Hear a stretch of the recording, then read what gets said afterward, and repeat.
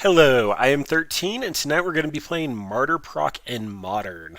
Just to start off, let me first qualify this by saying normally you guys can hear Rocky either barking or in the background squeaking his toys. I also have my niece and nephew with me in the house tonight, so it might be a little more noisy than normal. That being said, Martyr Proc is a deck in Modern that's a little bit more on the budget end. A couple of considerations for this deck. Stony Silence has gone back up in price. Leyline is probably also usable as an Aegis of the Gods, just to help reduce the cost a little bit, and then almost everything else is actually going to be on our two primary cards and Thalia, Guardian of Thraben. That can help cut the deck price easily down below probably $100 if we actually do use some of the more budget considerations and actually make this deck usable. So what this deck is trying to do is we are going to have a turn 1 Saracen, hopefully, followed by a turn 2 Martyr of Sands. Then we actually get to activate Martyr of Sands before our opponent gets priority, revealing 4 or more cards to get above 30 life, and then attack in with a 6/6 flying lifelinker. Very hard for a lot of decks to deal with in Modern, and that's going to be a lot of where our power level comes from tonight. And then on top of that, we also get the proc part of the name, Proclamation of Rebirth. We can forecast it for 6 mana to return a creature with converted mana cost 1 or less from our graveyard to play. Going back to this screen, we can either use that to gain a lot of life or bring in a big threat, depending on what we have in our graveyard when we get that opportunity. We also get Emeria the Sky Rune, one of the Zendikar lands that will bring back any permanent from our graveyard to the battlefield, and Ranger of Eos that can go pick up either of those two creatures, or going back to the deck here, we can get Dryad Militant as a tutorable hate piece, we can get the Raven Inspector for card draw, we can pick up Walking Ballista just as a threat if we're getting to the point that we can activate Emeria. That means that we have at least 8 mana on the field, which means that Walking Ballista, it's just going to do a lot of big things, especially with Ranger. By the time we cast Ranger, it comes down with 2 counters. We just get to do a lot with the 1 copy. Then we have Thalia, again, one of the more expensive cards in the deck, but just very good. It helps a lot against a lot of different strategies. And Squadron Hawk to refill our hand, give us more things to actually reveal to the Martyr, and just some pseudo card advantage. With Mistfell Plains, we actually get to continuously go get it. And yeah, that's Martyr Proc. This has also been called White Jund. It's quite powerful. It can grind out, so this might be a little slow this week. The power level of this deck I'd probably put at a 7, possibly a 6. A couple of the flaws come from having to reveal our hand to the Martyr of Sands. It means that our opponents can see exactly what's in our hand. It also limits our deck creativity a little bit. There's not a lot of colorless cards in here, because you have to reveal white cards to Martyr of Sands. And yeah, that's the deck. So, gonna go ahead and run it through a Modern League here.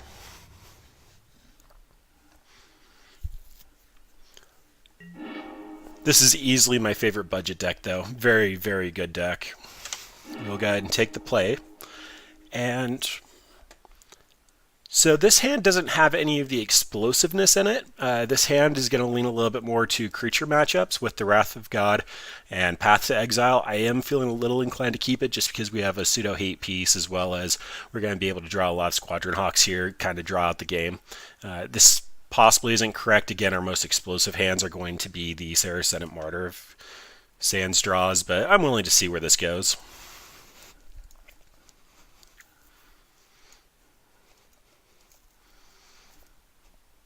Knowing the matchup could easily determine what this is, and it might just not be a keep for that reason, but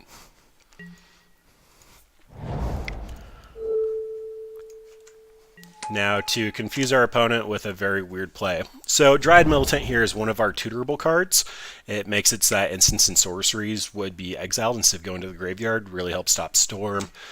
Makes it so that there's less cards in for the Phoenix deck, and just a number of different things. So it looks like we're against Burn here. Very favorable matchup. I'm going to take this trade. Hopefully they're not on the Phoenix deck and don't have Gut Shot. And Thalia's a pretty good draw. Thalia's going to make it so that their burn spells are going to come down a little bit slower, and we'll be able to block an Eidolon or Goblin Guide.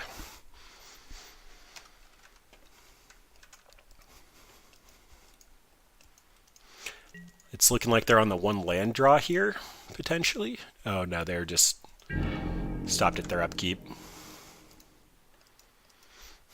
Okay, that Rift Bolt makes things a little more interesting. So that's going to get sort of around Thalia. They're still going to have to pay the 1 to cast it. So I'm not going to want to path here. Banishing Light's not going to do a whole lot. We could activate Field of Ruin to get a second white source, but if we see Martyr of Sands, we're basically going to lock them out of this game. So I'm going to go get our pseudo card advantage here, go get 3 Squadron Hawks, and then have plenty of white cards to reveal if we do happen to top deck it. And they're going to kill Thalia. It's not going to be able to block, so may as well just get in.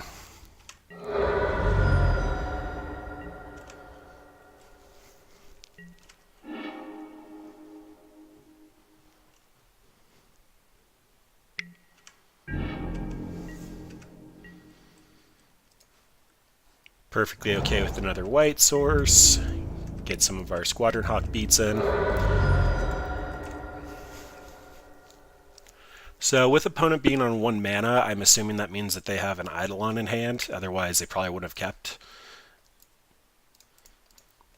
I was only going to run out 1 Squadron Hawk here, but I actually am a little inclined to Field of Ruin. I don't want to give them their mana here, just because it'll leave Bolt available.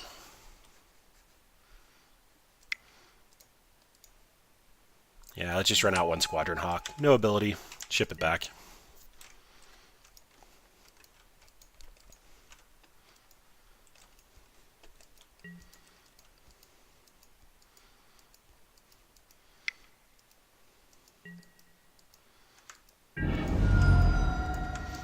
Perfectly okay with taking the Lava Spikes, and this is where we start to lock the opponent out.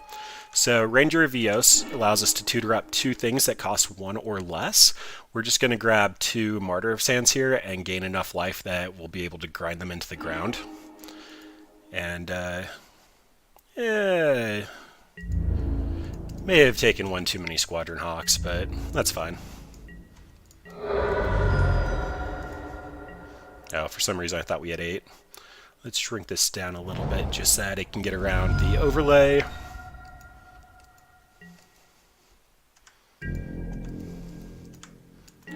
And we're far enough ahead with the Eidolon right now that we can gain 3, 6, 9, 12, 15, 18 life.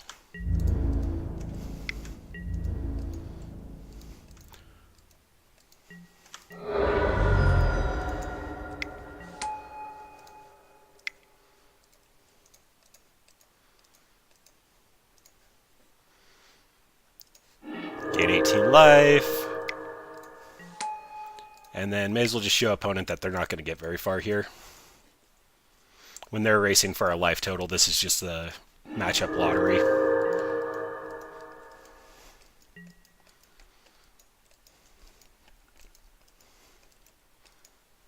And this should be a concession. Our opponent can't do much here. Also doing that on our turn to get around Skullcrack, whiffing 18 life gain is pretty painful.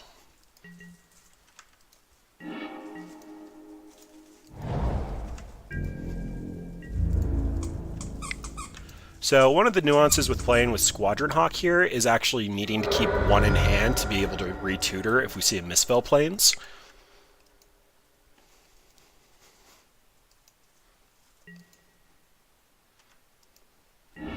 Opponent apparently wants to put up the good fight.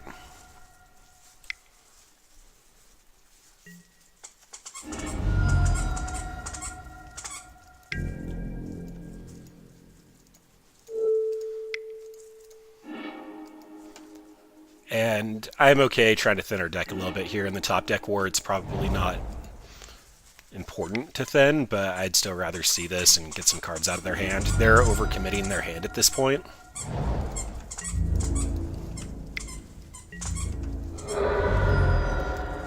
And it's also okay to start getting planes because that means Ameri is going to be closer to being online.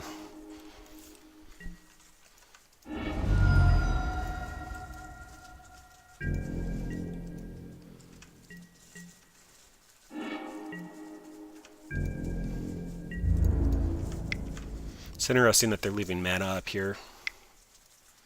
Apparently thinking the Squadron Hawks are worth going after at this point. So showing that they actually have the kill spell, I'm going to keep Thalia in hand for another turn. Staying above 30 life is the only thing that matters for keeping the Saracen online.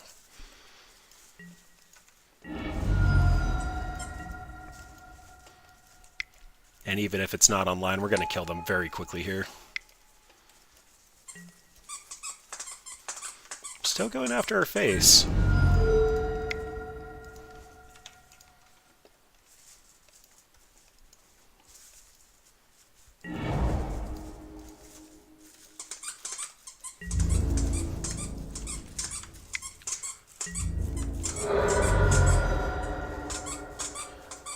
Being tapped out, I'm okay to put this down. It also means that it's lethal if they don't have a way to kill her. Plus, they already know we have her. Not that specific copy, but they did see her on turn 2. So, Leyline fantastic against burn, makes their burn spells to the face whiff. Blessed Alliance is another way to gain life. Where did it go? There it is. We can gain life, untap one of our 6/6s, or just make them sack a creature that's attacking. Don't really care about the rest of it so much as far as what to cut. I actually like Avacyn. She's been fantastic for flashing in and blocking a Goblin Guide.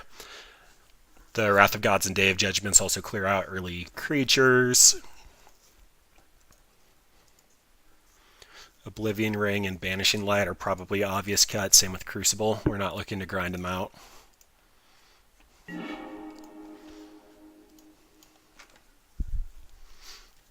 Looks like burn runs up to 6 basic mountains most of the time. Ghost Quarter's just not going to be effective for that. Alright, so what does this do? We have a turn 1 Saracen, but no way to gain life. That's going to at least save us 3 health to start with. Ranger of Eos will again go tutor us up and get our life gain outlets. We have Path to protect ourselves and a Walking Ballista to ping some stuff down. I'm not overly excited about this hand, but it's probably good enough to keep.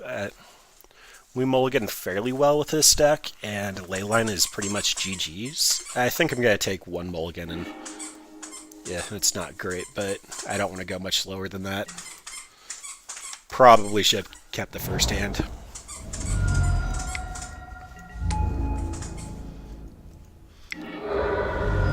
Wow, and we're drawing into more. Alright, so interesting way that this works is we get the ability to activate this before our opponent can kill it. So I'm waiting until I have at least 2 mana to do that. Preferably also have more cards in hand. And they don't have 2 mana up for the Skullcrack.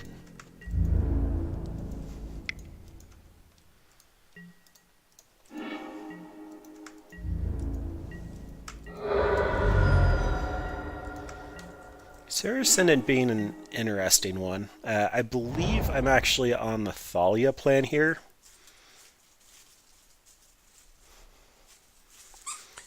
I'd be a little more interested in just gaining the 4 life if my opponent didn't leave mana up for exactly that reason. If they don't have a way to kill Thalia, which is highly unlikely, but we can block Goblin Guide.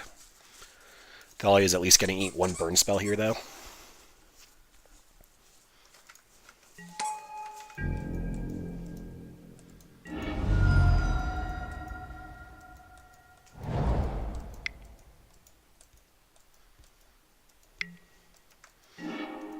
Yep, assumed as much.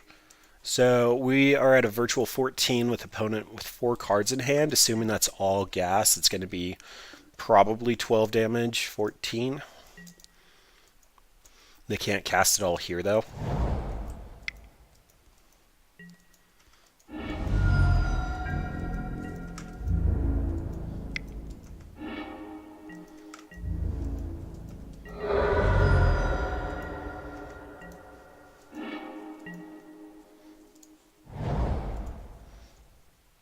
Alright, so they've been representing the Skullcrack. Doesn't necessarily mean that they have it, but I'm still willing to run out Thalia into another burn spell.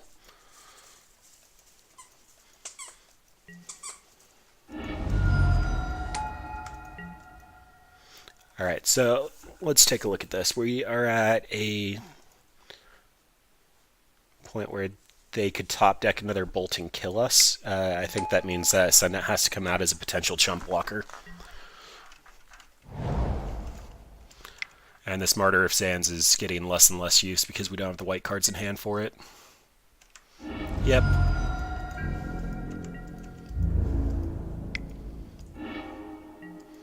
Squadron Hawk is a fantastic draw here. It's going to keep us in it. So I have to chump block. Gain 1 life, which isn't nothing, and then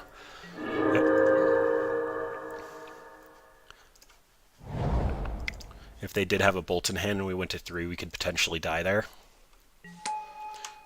So the power of this deck to grind is playing Squadron Hawk, going and fetching out 3 of them, and then having 3 cards to reveal to Martyr of Sands.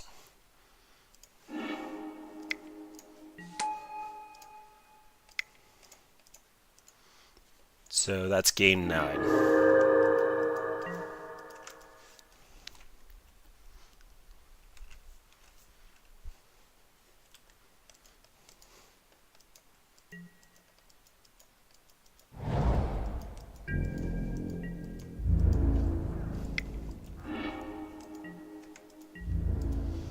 I'm actually perfectly okay to take this 2 damage here. They don't have 12 points of burn in their hand.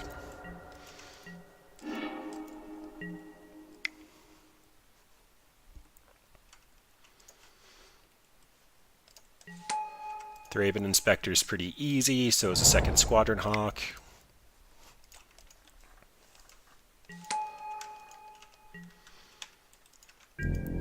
And then we're still on the defensive. We're eventually going to gain enough life that their targeted removal is not going to do anything that we care about.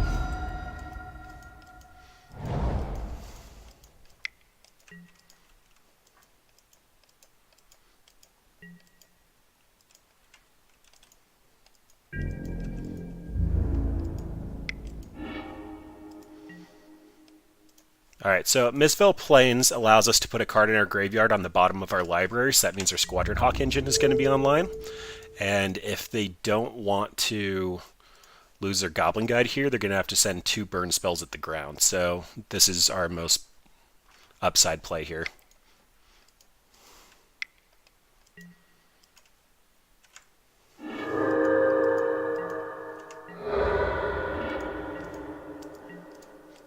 Crack our clue. Oh boy. Alright, so things are looking pretty good here. Our Mistville Plains is going to enter tapped, which is fine. We're okay. We need to keep 1 Squadron Hawk in hand to tutor out after the engine goes online. And then a Thraben Inspector is good as well. There might have been an argument there just to cash us in, but when we can start grinding, our opponent's not going to be able to come back from it, so I'd rather do the forecast.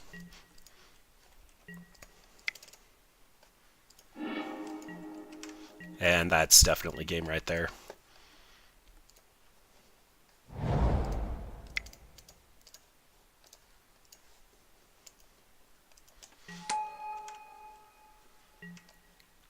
Ranger of Eos is going to go get us 2 life gain cards. We can run 1 of them out. And now we can start getting in.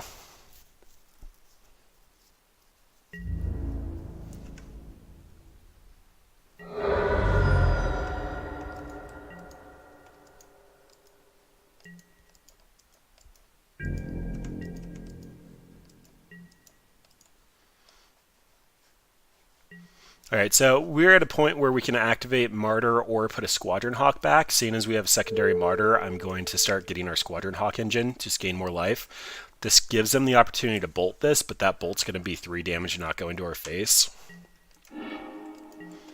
Oh, and then we just drew another one. Alright, so second Squadron Hawk goes in.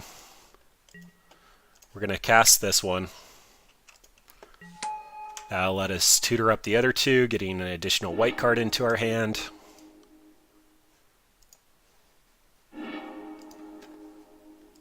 Then I want to run out the second Martyr here. If they do Skullcrack us, we can still gain life in response. Yeah, so they did have the Skullcrack, and I'm just going to crack this one, gaining 12 life, and we should be out of reach for the burn deck. 'Alright, so we're at a point where we can activate Martyr or put a Squadron Hawk back. Seeing as we have a secondary Martyr, I'm going to start getting our Squadron Hawk engine, just gain more life. This gives them the opportunity to bolt this, but that bolt's going to be 3 damage and not go into our face. And that's And since they've already popped it, no, I want to hang on to that. I can always gain life during their turn. And we're back to being the aggressive deck. Being at 21, opponent 2 cards in hand, there's just nothing they can do. Well, pretty easy matchup for game 1. Even with a 5-card land and a Thalia scry to the bottom, we were still able to take game 2 pretty decisively.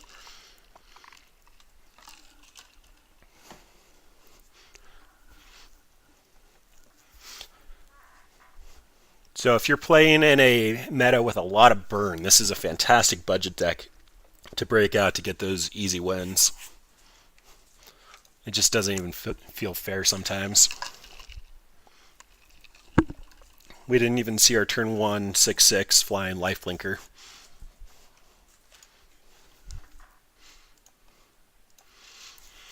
So to review, this is our best start. Turn 1 Sarah Ascendant comes out as 1/1. If they don't kill it, turn 2 you Martyr of Sands, revealing 4 cards. And it's just so hard for decks to deal with. If they couldn't answer it, by the time that you turn it into a 6/6, it's pretty much out of reach to kill.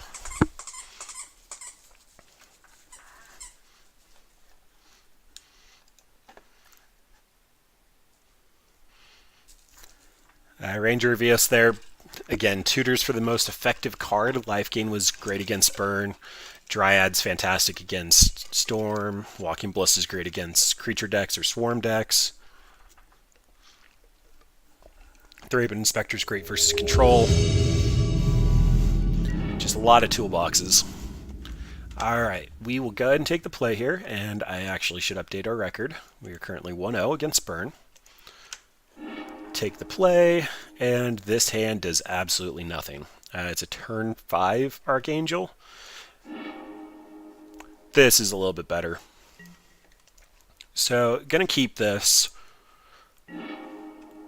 Don't need our 4th land with this hand. I'm gonna lead on Mistveil Plains because it enters tapped, but it does telegraph what we're doing.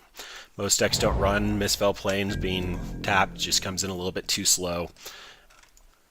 Thraben Inspector probably won't be an impactful turn 1.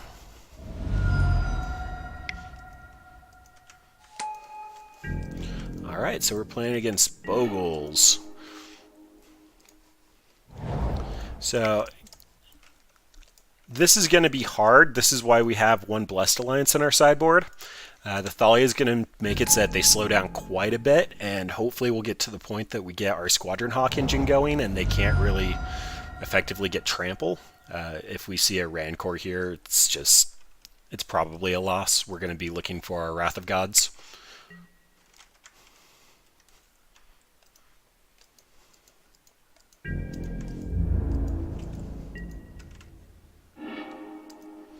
And there's one of them.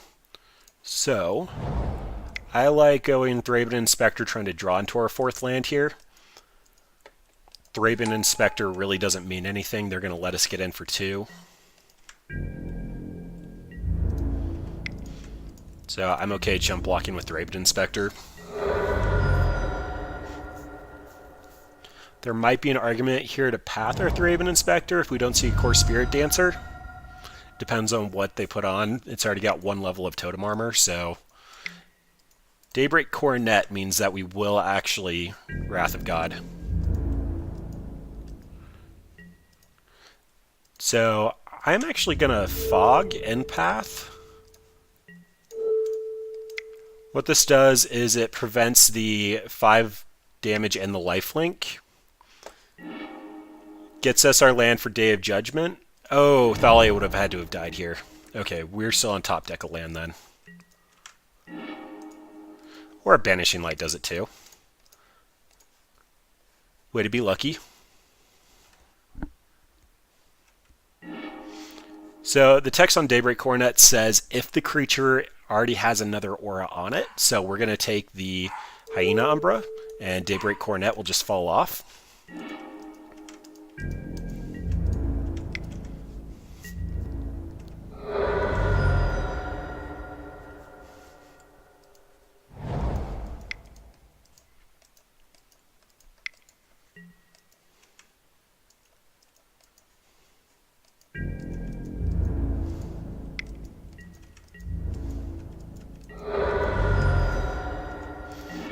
And this one is not totem armor. Seeing as we don't have another play, I'm just going to Squadron Hawk here, go thin out our deck, and then be able to draw a card. And we want to draw the card before.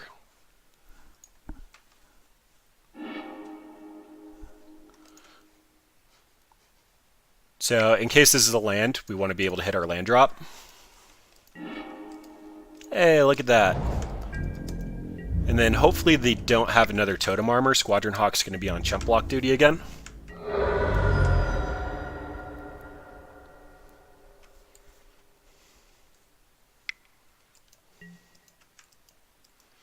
Especially if this is their game plan. Oh, this Day of Judgment is looking fantastic.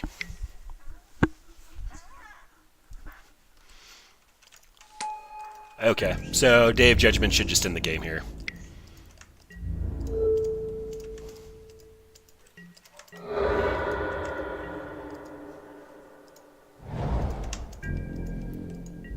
So they're probably going to chump block.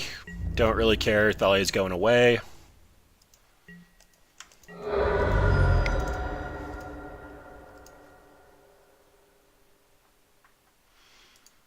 Okay, so before I actually cast this, I think I want to basic check them.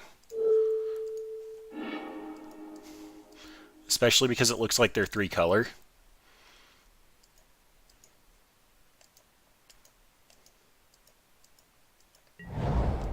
Okay, so they do have at least one. Because if they were to concede to this Day of Judgment, I'd at least get a little bit more information out of that. I wouldn't have been able to cast a Squadron Hawk anyway.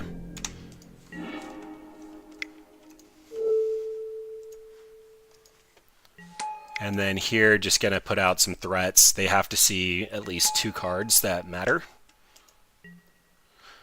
No, not using Squadron Hawk yet.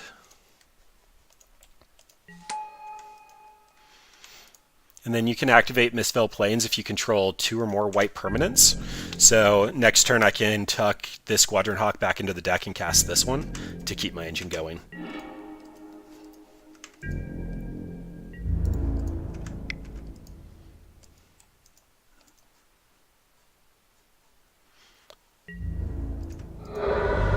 And that actually lets me basic check them again.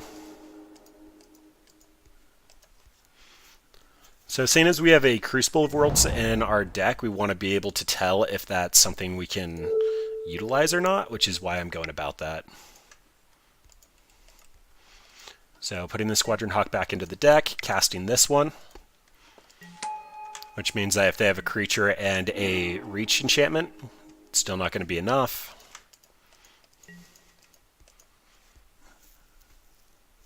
And this should be a concession. Alright, so what we have for Bogles. Blessed Alliance allows them to sack an attacking creature, so definitely want that. The Spyglass can hit Horizon Canopy, although it looked like they weren't on Horizon Canopies, being 3-color and having that many basics. But that might be it. As far as what we don't care about, I do believe Crucible of Worlds would be fine, although we're going to have to control their early game. The Dryad Militant doesn't actually matter in this matchup. That might be it. Having more Blessed Alliance would be fantastic, or a Settle the Wreckage, but not really equipped for that at the moment.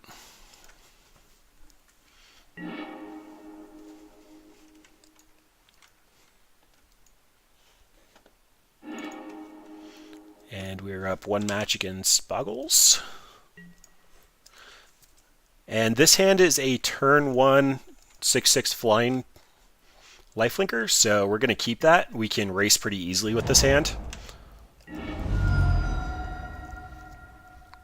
Opponent's going to have to be on a pretty nutty draw to get around a turn 3 Thalia.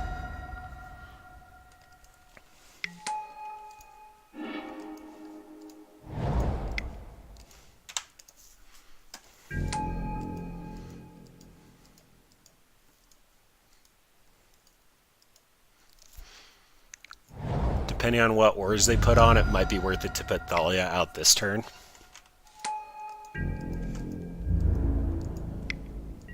Okay, they are definitely on a slow draw. So I have 3 cards to reveal. Okay, so I actually wouldn't be flying Lifelinker yet. I'd have to put out Squadron Hawk first, which makes me think that it might be Thalia into Squadron Hawk, Martyr of Sands. That's still kind of slow.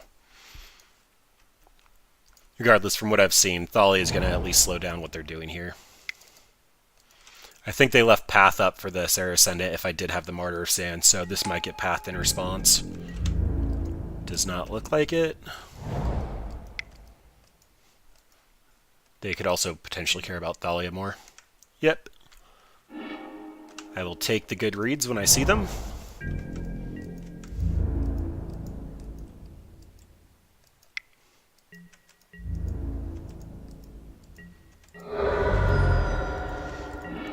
And this does actually give me enough now to Squadron Hawk into Martyr of Sands.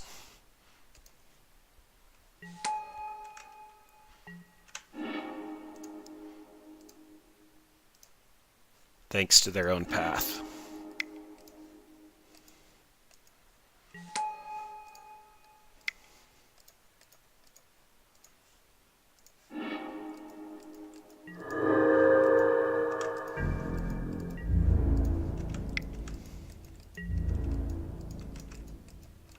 So this is going to get me up to the 6/6. They're going to have to swing in with both creatures in order to knock me down below that.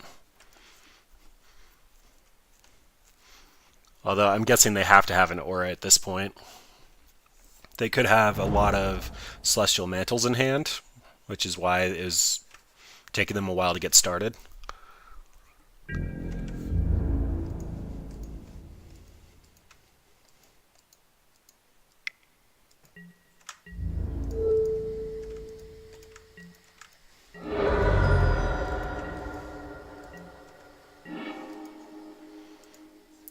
Alright, so I actually really like the Thraben Inspector here into cracking the clue to try to get another Sarah Ascendant. Or, sorry, Martyr. And that is why you start thinking of your outs as quickly as you can.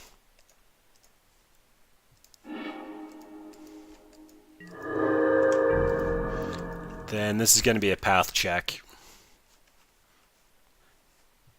Or they just scoop it up. So Bogles has a really bad tendency to die to themselves, so I'm guessing that that second hand was just a really rough draw from them. But the fact that we were able to like race and interact with them does show a lot of the power of this budget deck. It does some very strong things. Currently up 2-0, burning Bogles. Reset match record.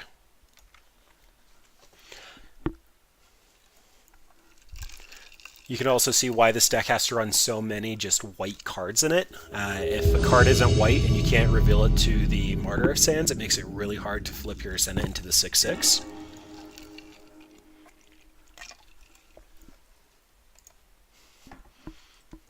We kind of stumbled there, otherwise we would have had that a while ago. So we are on the draw. And we have a Thraben Inspector into Squawks, gain a lot of life, late game Ranger, a little bit of interaction. If I have a Ranger in my opening hand, I prefer to see at least 3 lands, but this gives us somewhere to go, plus we have a redraw off the Inspector if we end up stumbling. And Island. So this deck has a little bit of an issue fighting against Planeswalkers, but it can grind out pretty well against any of the non-Planeswalker cards. Teferi's kind of annoying. Terminus isn't backbreaking, but it is a hard card. Although if this is Storm, we're going to really wish that we had our Thalia. Okay, so it's the Phoenix deck.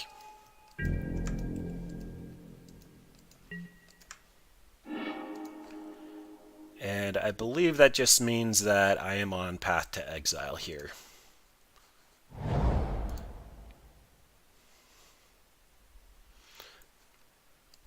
So I don't believe they actually run many counter spells.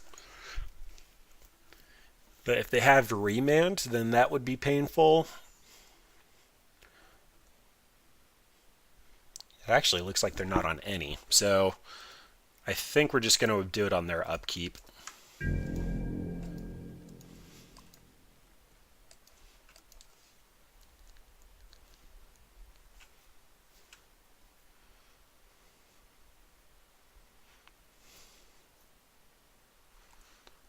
A little choked on white sources here.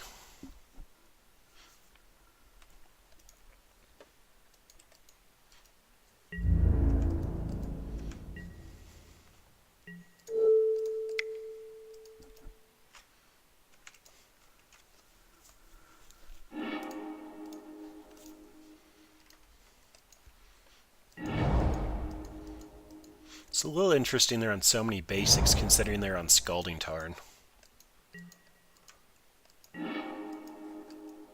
Alright, Thalia is great, but I believe I'd prefer to lead on probably Squawks here.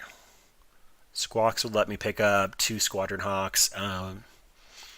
Martyr of Sands would gain a decent amount of life. If they probably have something to kill Thalia and they have a lot of open mana. Given the fact that they haven't done much at this point, though, means that they're probably going for a Phoenix reanimation here. I also wouldn't mind hitting my land drop.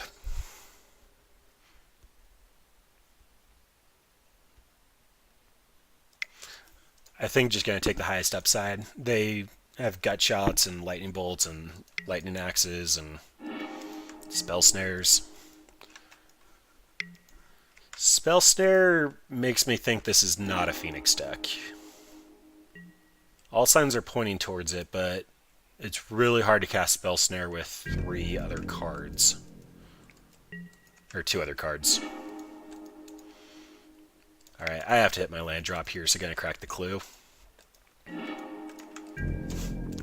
And it's technically a way to get hit land drops. Just not quite what I want to see yet.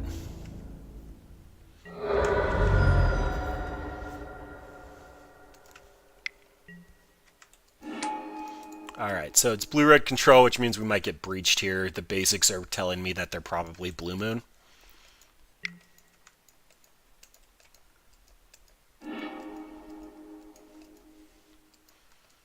Crucible of Worlds going to be a fantastic card if we can ever get it down.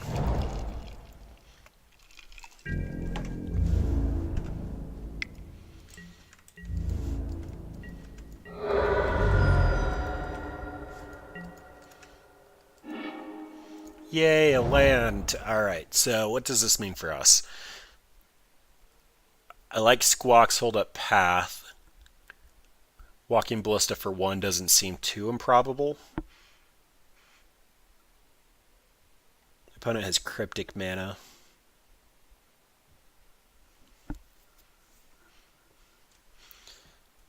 I don't feel like I need any more cards in my hand. I actually kind of like Martyr of Sands. And then I can sacrifice it to gain life and hold up path. Can't imagine an opponent actually wants to do anything about Martyr of Sands, so it's going to be the most likely way that they waste their mana this turn. And if they try to through the breach, then we have... Alright, so opponent doesn't actually have a lot of action to try to go off like that, but I'm on board.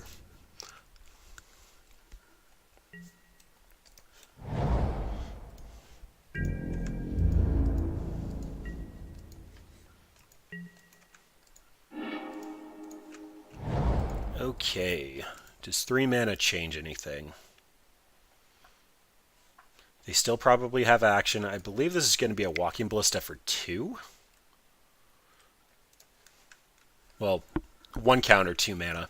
And then I have Path to Exile up if they do go for Through the Breach.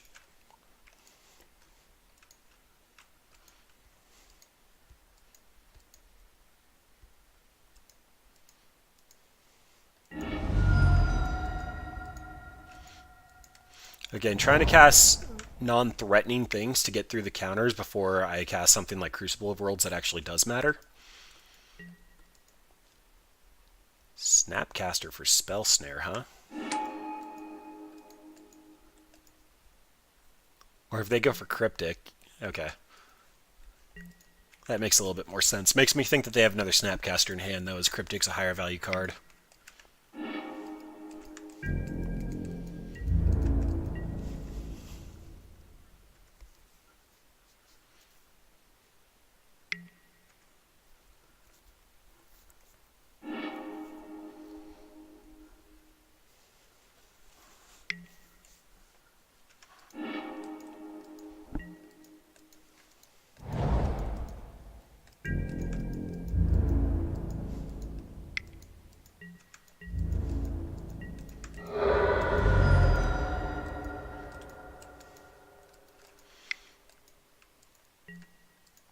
Jace the Mind Sculptor. Okay, so that's a good target for Oblivion Ring.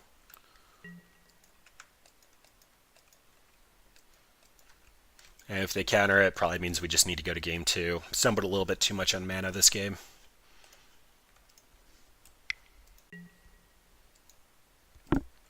Yeah, that's fine by us.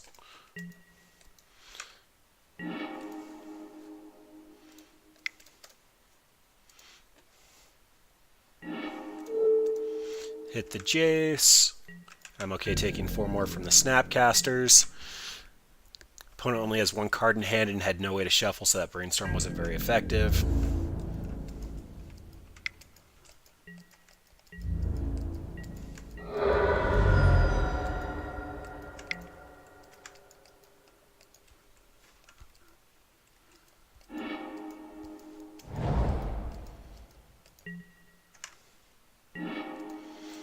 Alright, time to counter check.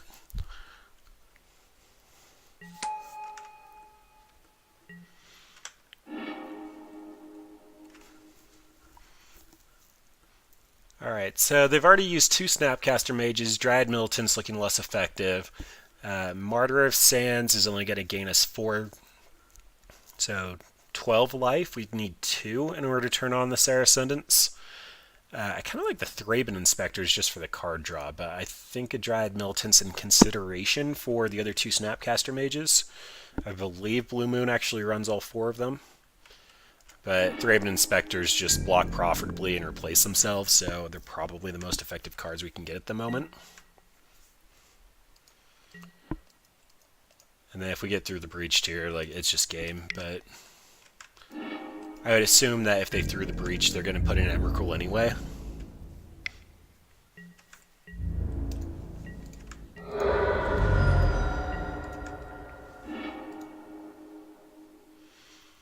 Mary is not the best draw.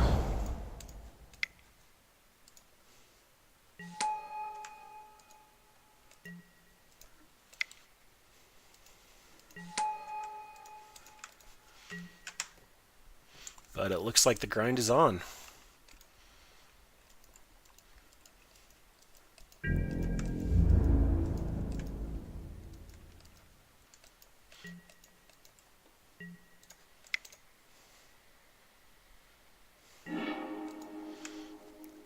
Avacyn's a pretty fine draw here. Not nearly as much as that last white source, though.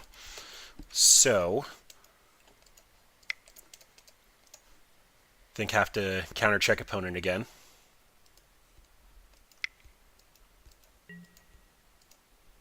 Snapcaster into Cryptic.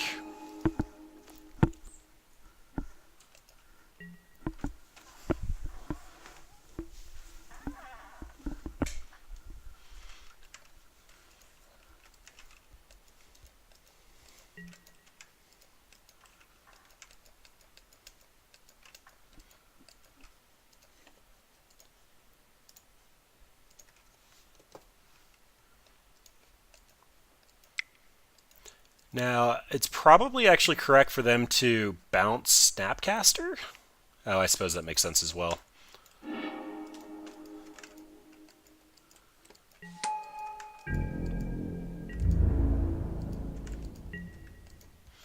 Okay, so I actually think we're on Squadron Hawk then. We can only pick up 2 without discarding.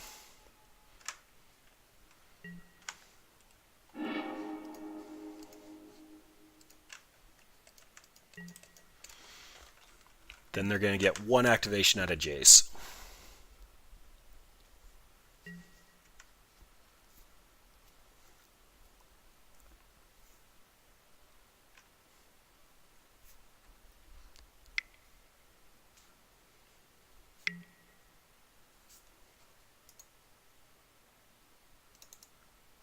Alright, that may have been a mistake. They found their last cryptic command. Alright, so blue-red, probably blue moon, definitely bringing in the rips. Sorcerer Spyglass can come in. I don't like putting colorless cards in. Walking Bliss is going to come out for the Spyglass. Crucible of Worlds is how we end up getting a lot of our advantage back. That's a little bit of a nombo with Rest in Peace, and we're bringing in colorless. Day of Judgment and Wrath of God lose a ton of value here. The Dryad Militant is a fantastic card. Proclamation can do a lot, but I don't like it in the rip plan. And then probably just one of our more expensive cards for when they actually have interaction, and we can ship that back.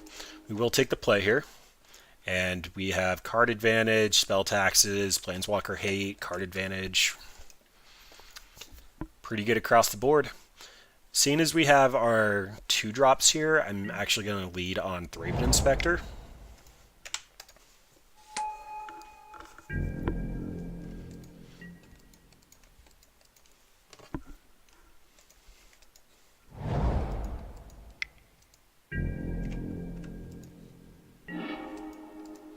Alright, then Thalia means Sorcerer Spyglass won't be as effective. I almost kind of want to check to see if they're relying on a fetch land to get their blue mana. It's a little weird that they brought white in. They didn't show us any white in the first game.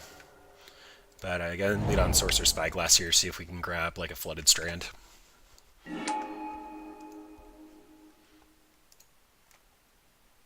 Interesting. They brought in more graveyard cards. Okay. Well, we'll just name Jace then.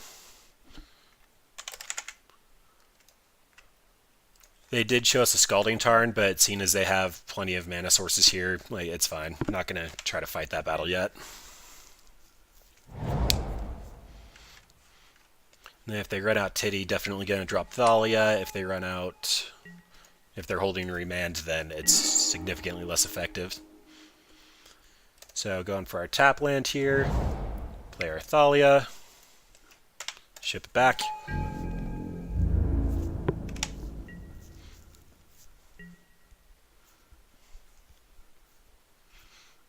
And the next turn we probably want to get our Path to Exile. They can only show us 2 cards here. So Titty's not flipping anytime soon.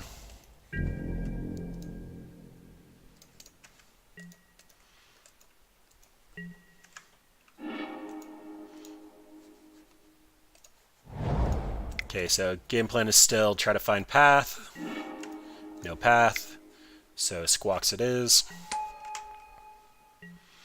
More or less just trying to get them out of our deck and get white cards in hand in case we see our Martyr Sands.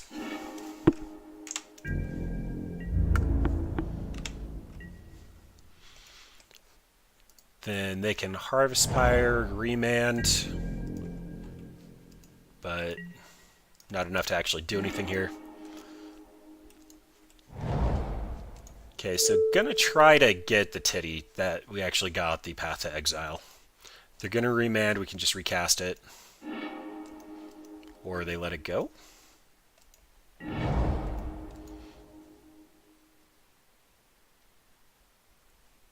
Alright, so Harvest Pyre can only do 1 at the moment. That can get our Serra Ascendant, so I don't necessarily want to do that yet. Let's go ahead and go to combat first, see if they pop it. Highly unlikely, but...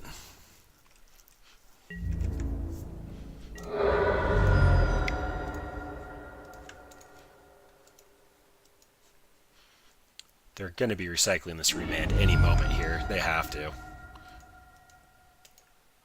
And if the 5th card is Cryptic Command, that's kind of a waste of Cryptic Command as we've already emptied our deck. Yeah, that's fine.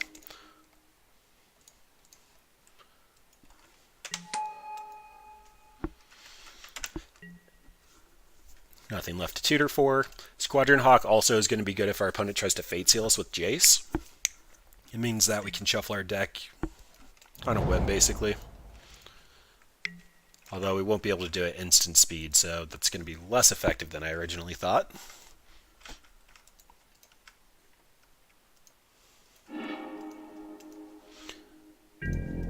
So up to 3 unknown cards.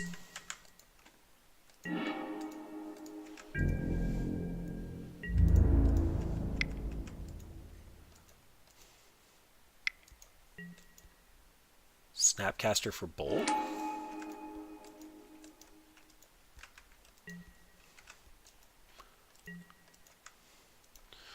If he goes after Squawks, just putting it back in and redrawing it. Alright. You got his opponent.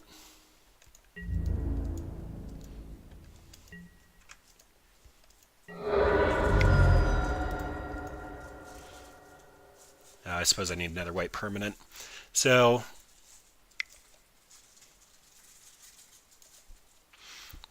the sequencing here is basically wanting to get 2 white permanents onto the battlefield before opponent could react to it. They just let it go, so that's not a problem, but was wondering if I was going to have to run out the Sarah Ascendant just to be a white permanent that dies. Oh, I should have missed Fell Plains there. That's fine.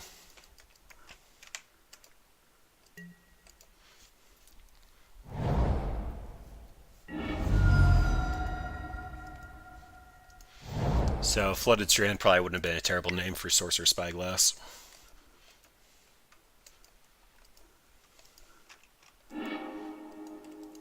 Really confused on why our opponent wants white mana. It might be correct just to Ghost Quarter that. Ral, is it Viscery?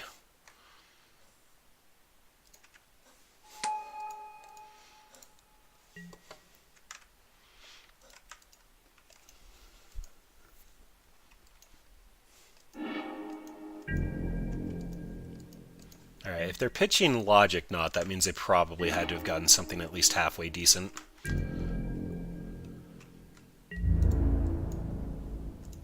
So let's attack Ral. No opponent still has a Harvest Pyre. I think they played all their islands at this point. And then I'm going to run out another Squawks. The Sarah Ascendant is still going to be significantly better if we have 30 or more life and our opponent's not really pressuring us until they ping us with Ral. And pitching Lightning Bolt is a very bad sign. 4 cards in hand, they could potentially be flipping this here.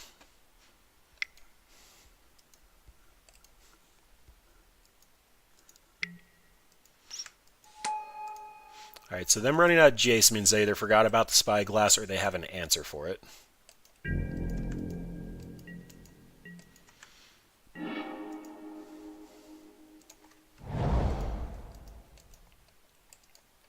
Okay, so I think what we're going to do is hit Jace because... Oh, opponent actually just pinged in. I forgot. Oh, chat's covering it. I forgot. Okay, so all these are actually going to go towards Ral, and I think I'm just going to keep the Banishing Light for Thing in the Ice here. The only card I actually know about is Harvest Pyre. Ral's not going to be able to ping anything if they let this go through. Yeah, that's perfectly fine.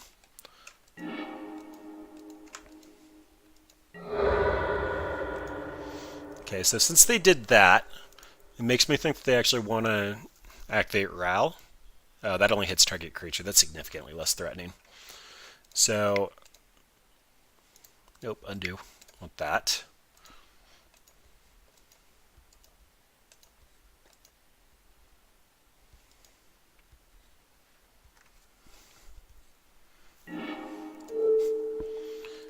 May as well take Thing in the Ice here. Run out Squawks. And then put this Squawks back into the deck.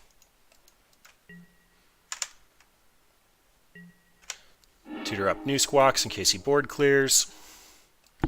And ship it back.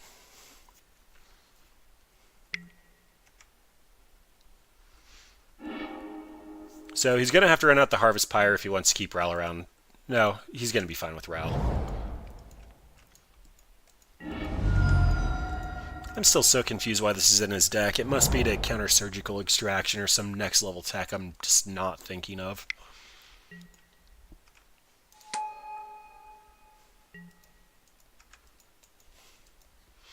And young Pyromancer could be a problem.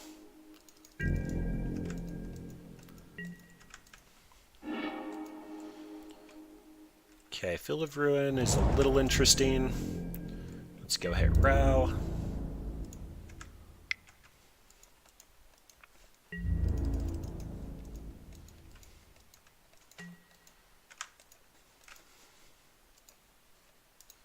Ooh, I need to set a stop. Okay, that's fine. I'm actually going to activate Field of Ruin here on the red source, so if he floats red, it'll disappear when we actually go into my next main. I'm kind of okay if he kills a single Squadron Hawk, but I want to be able to run out the Serra Ascendant.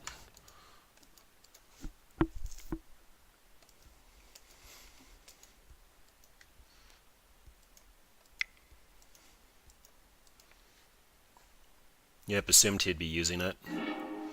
Harvest Pyre for 1, exiling the land.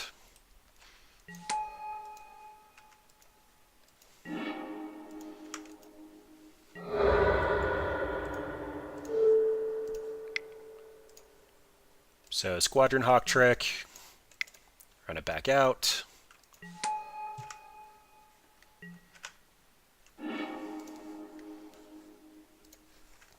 Get that Squadron Hawk, and then Serra Ascendant.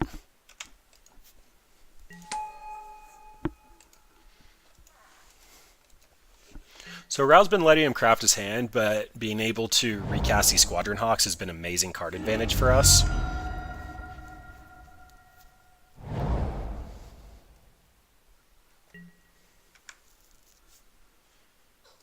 I probably just need to start expanding this out.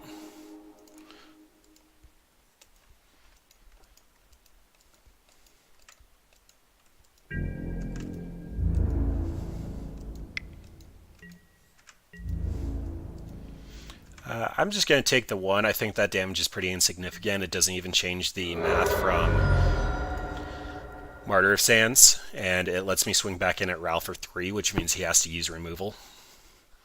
I can block with Squadron Hawk and go get the new one, but being able to attack next turn I feel is more relevant than the 1 damage.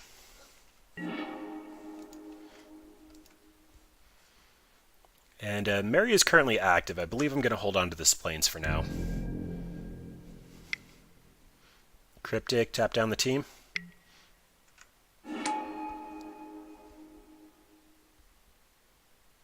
On a Harvest Pyre?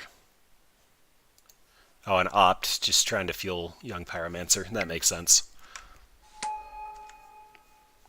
Possibly look for... He's got to have another burn spell in hand, otherwise he would have gone for Harvest Pyre to keep Ral alive.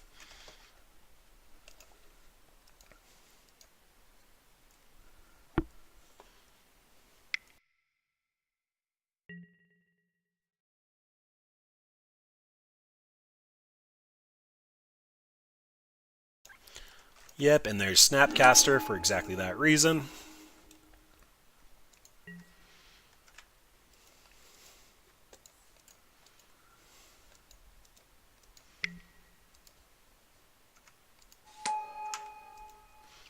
It's got to feel a little bad going after Squadron Hawk with a Lightning Bolt.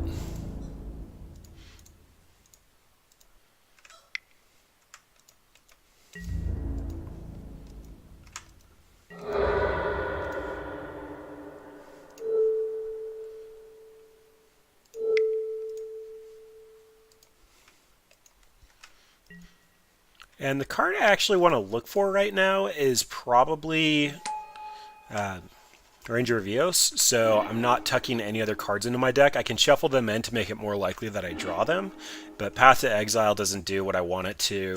Thalia is just a band-aid, although she'd be a decent blocker here. But Ranger of Eos would actually allow me to go get Martyr and start actually taking advantage of this board state.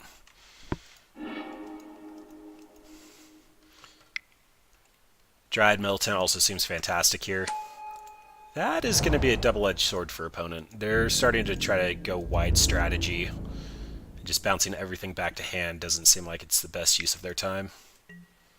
Alright, so 7 damage puts us at 12. That is a little unfortunate. I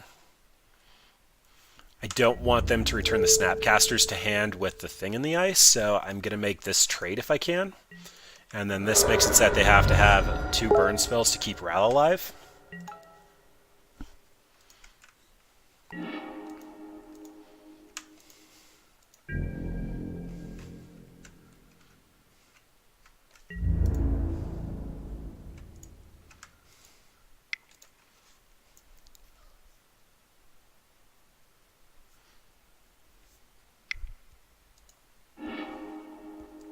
Oh, Electrolyze, that's pretty good tech.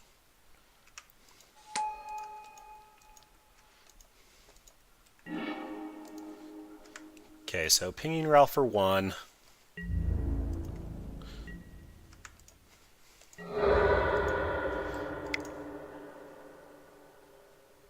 So playing out Thalia here. Oh, I guess I didn't need to. I had Banishing Light as a white permanent. Oh well, put 2 Squawks back into the deck.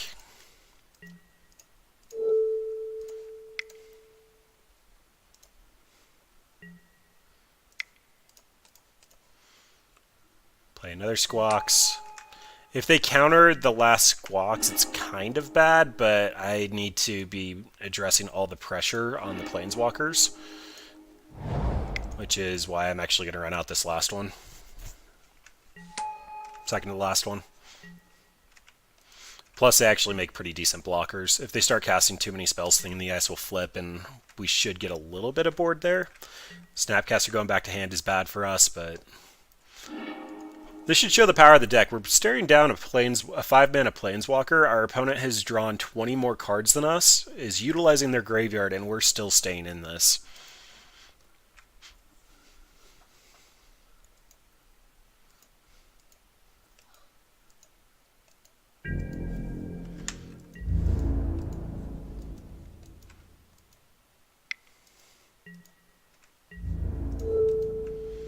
And again, I think I'm happy with this at the current moment.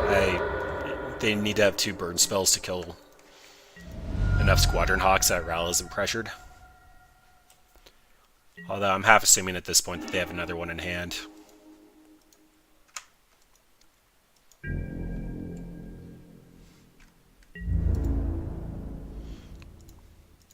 Okay, going after Ral again.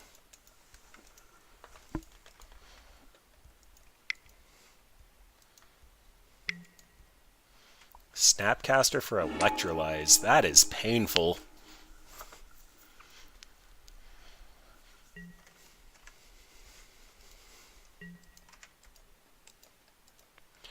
Again, I'm not sure if it's correct for me to start just chipping away at their mana base. It would be significantly better if I had Crucible of Worlds in the main board, or in my hand, or in play.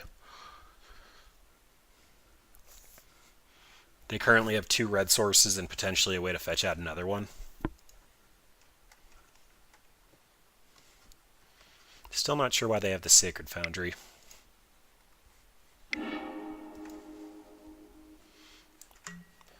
The one on Thalia makes sense. Although, one on Thalia, one on me. So they realized Ral was going to die, but they had to take out Thalia. That must mean that they're going for 4... Yeah, they actually have a lot of damage.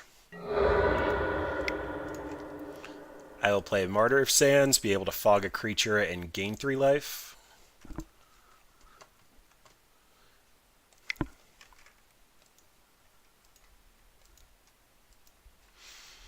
This setup really required me finding a Ranger of Eos to go grab 2 cards, though.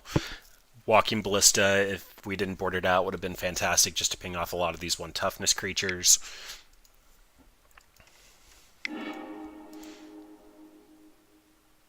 Turn permanent to hand, draw a card. Yeah, that all was fine. This one's likely slipping away, but put up a heck of a fight. They're at 15 cards and we're at 37.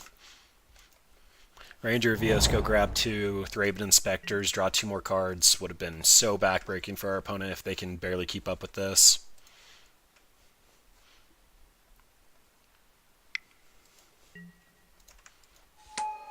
And I think opponent has decided that they're never casting another spell this game.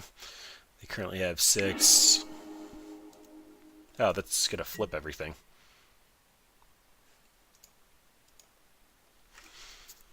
So what does this mean for me? They can get their tokens. I can sack Martyr and gain 3 life. They're going to be swinging in for 7. I'm going to go down to 1. Or I can wait for these to pop back up to hand, gain 12 life.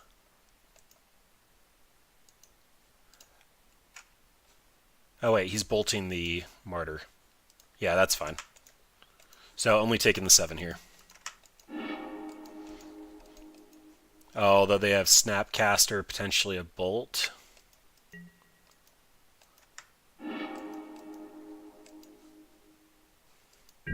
I think they realized their mistake a little bit too late there.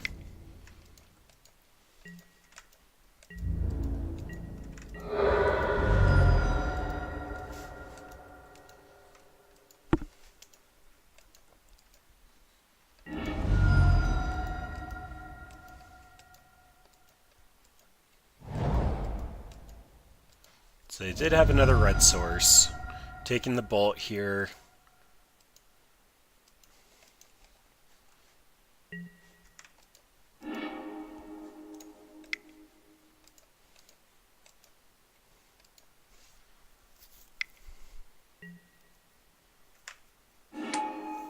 Snapcaster on Remit?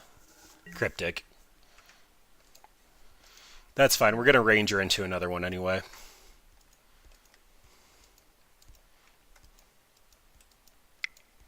See if they bounce their Banishing Light. Nope, they draw a card.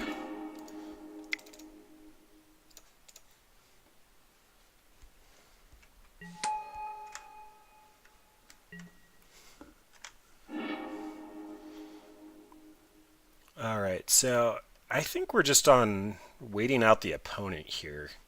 So 2 Martyrs is going to be gaining 24 life. Martyr and Thraven Inspector is probably better though. So playing a Martyr.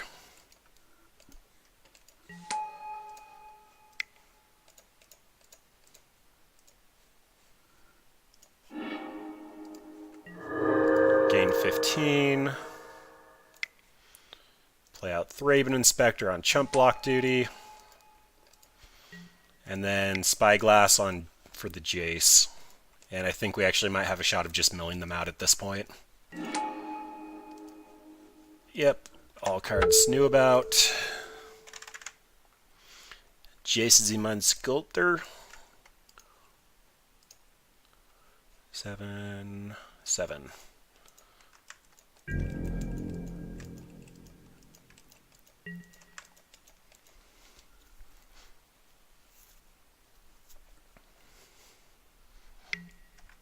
Yep, fully expected that. I do want to set a stop on my upkeep now because I do really want to draw that card. Actually, we can wait. I might want to do more things with my mana. It's only going to go to the bottom anyway. I'm going to have to cast a Squadron Hawk before that matters. Did I take out both of my board clears? Wrath of God and Day of Judgment. I did.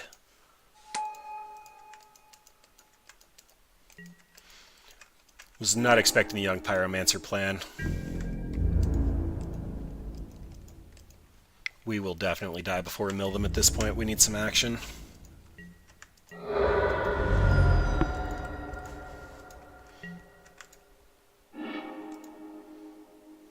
Okay, so believe we are on try to draw better action than Thraben Inspector. Land's not quite it, but we can run that out. What are our outs here? So Ranger of Eos is going to be good. Banishing Light has been used, but we could still use an Oblivion Ring. That would slow it down a decent amount. Crucible of Worlds might be too slow for this current board state.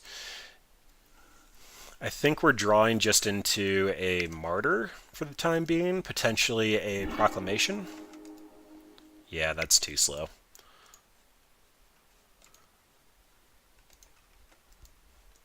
I think opponent's going to get this one now. No need to trigger. Don't know any of the status of our deck.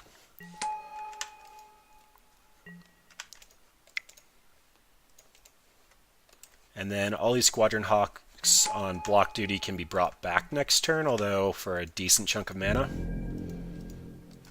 But it means that the young Pyromancers can't swing in.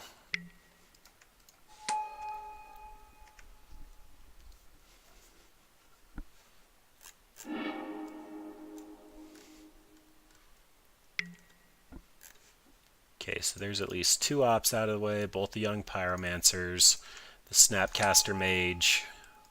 So I believe they have an opt, an unknown, and a bolt. No, they bolted the... They have an opt and 2 unknowns, potentially, just 3 unknowns.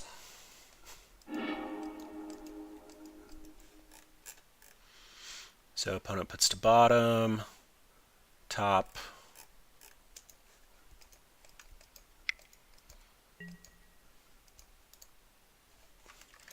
Well, GG's opponent. That was actually a very good game and showed a lot of the strength of this deck. That Ra was just way too active for far too long. Oh, sorry, I didn't ever switch it back. So opponent had a Cryptic command to tap down our team and swing in for lethal. Go ahead and update the record. So currently 2-1. Lost against Blue Moon, or Blue Red Control, and beat Bogles and Burn. Still a pretty decent showing for the deck, though. Bogles is linear, hard to interact with. We had a good run against it. Burn is just such a favored matchup, but it's a pretty common deck because it's pretty low buy-in point, and people just like playing it. And then Blue-Red Control, opponent went down to 8 cards left in deck and had multiple recasts off of multiple Snapcaster Mages. I think they had 5 recasts, 4 Cryptic commands. Rals are active for like 20 turns. Probably not that much. It was probably more like 12, but still pretty good. Alright, game 4. Shark to Crab. Alright, what does this do? We are on the play.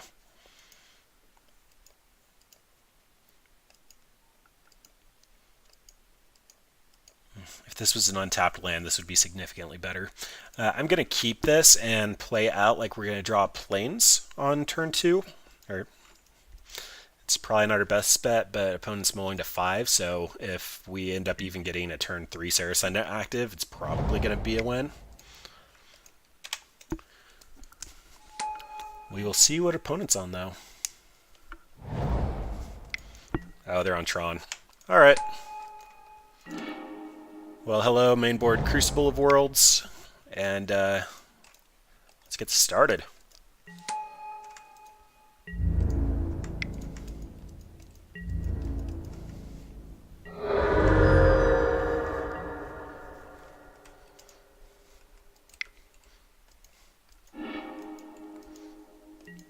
Well, opponent did mulligan. If they're on the 1 land plan, this might be significantly easier than I thought. It's not looking like that's the case, though. Alright. Arguments for Thalia. If they have natural Tron, it makes Karn worse. I actually think we just need to pop the Saracendant and hope that they're not on natural Tron. It's our best shot of actually just winning this. Reveal our hand.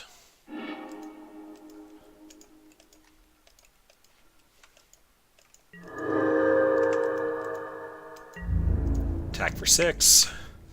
So the 3 Rangers are a little awkward here. We definitely needed that last mana source. If they do have natural Tron, we have a Banishing Light, and we just showed it to our opponent. If they don't have natural Tron, which it looks like they don't, Thalia is going to be at least kind of useful here. So Karn's still bad for us, but not backbreaking. They won't be able to cast Ugin.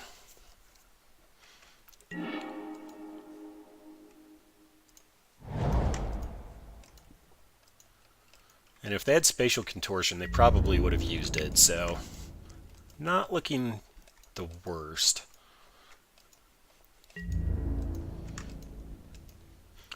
So here you're going to put out Thalia just because it does mean that a lot of their outs are down, and it also presents lethal on board.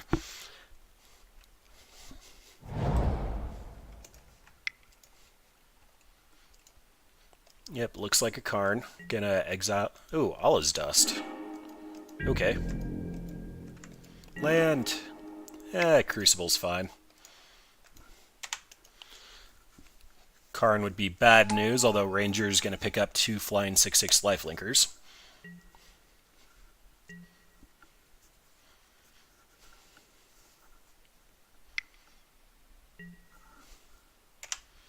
And opponent's on no action, which is actually pretty good.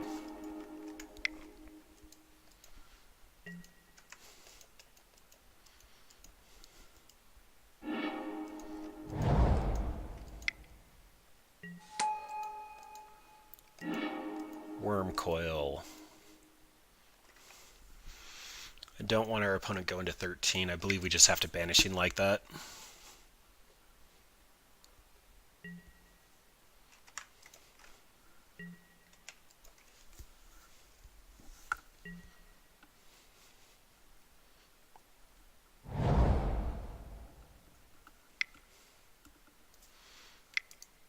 Okay, this might be where it gets away from us.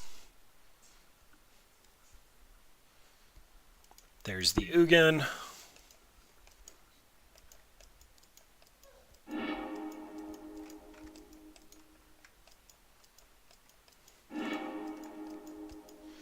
Grabs Ulamog. Doesn't have enough to recast it yet, but that's definitely our next turn. -3 to get back Worm Coil.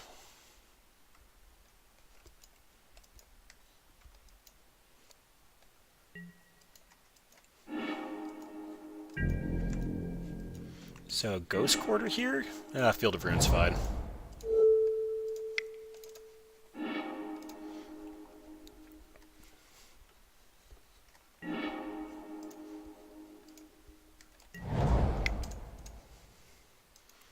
So, this is not going to be an easy game, but it's definitely possible now. We get to attack their mana base and run out a bunch of little dorks.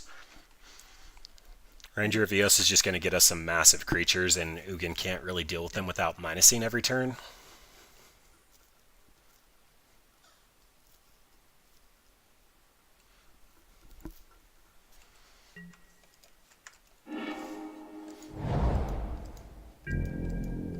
Pretty okay with that. Okay, so they're currently at 6 mana.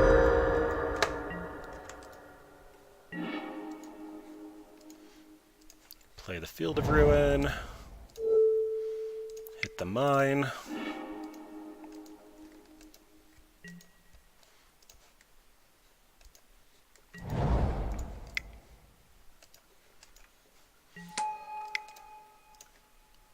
Play our baby Worm Coil and ship it back. So opponent has the opportunity to draw into 10 mana, just hard cast Ulamog. Ugin's going to have to start -2ing in order to get through blockers.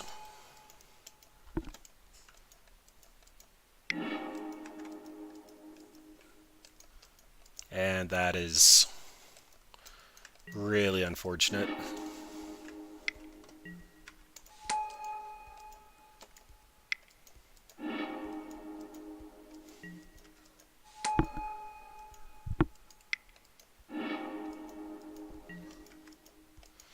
Cantripping like crazy. Reveals a power plant. Currently at 7 mana.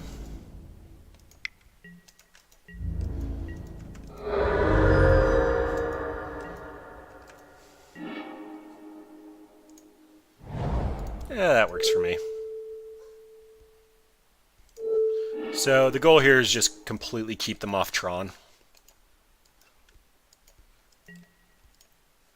And they have 3 basics. Good to make a note of. Ghost Quarter also being significantly better than Field of Ruin here, as it can hit their basics. We will go get our 2 big beaters.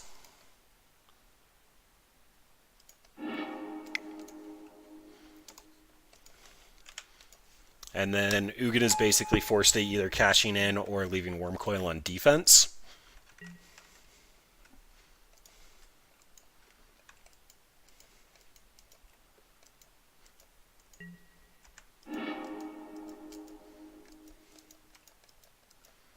And a path would be a fantastic draw here.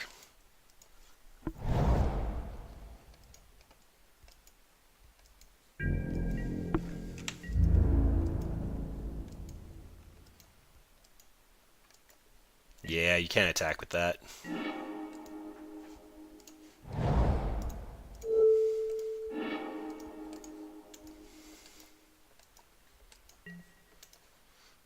Okay, so how many Ascendants are exiled now? It looks like it's 3 of them. So I think Thalia needs to be the play here, just because it'll make it so that they can't cantrip nearly as heavily, and also makes Karn not an out.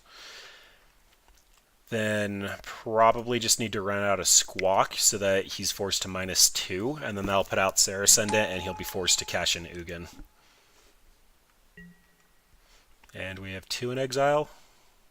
Yep, so no need to tutor.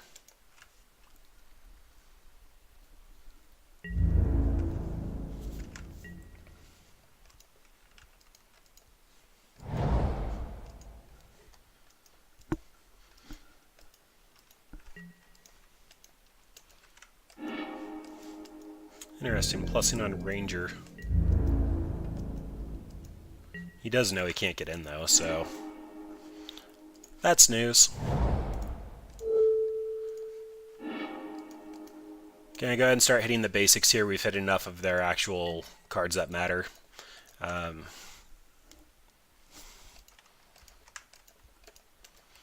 Ugin is a battle that's going to be very hard to win though.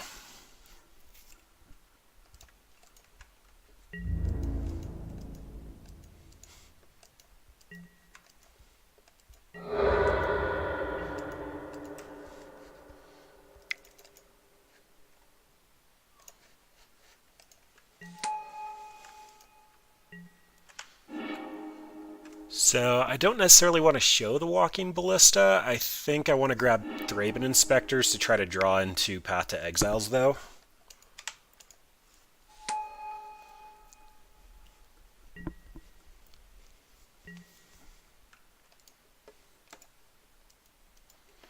Active Ugin is just so much to deal with.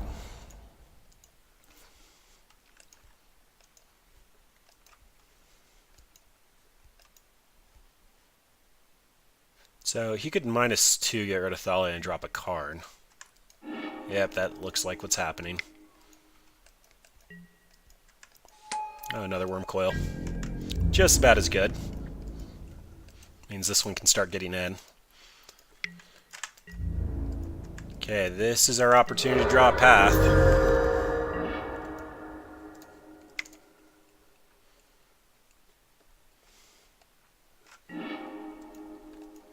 Martyr of Sands. So, Thraben Inspector. I think I have to take a turn off of Ghost Quartering, otherwise we're probably just going to fall way too far behind on these Wormcoils.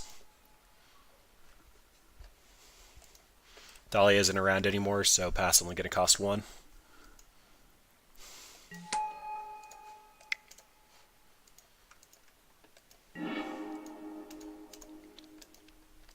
Yep, so that's a thing.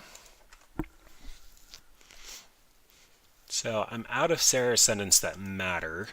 I will have enough to Ranger and Walking Ballista. He's going to have to send Ugin down for 1, so that might be another way for me to take him out.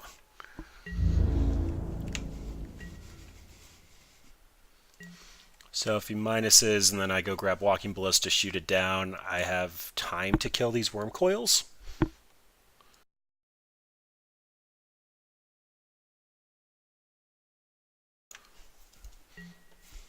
Yep, there's the -1.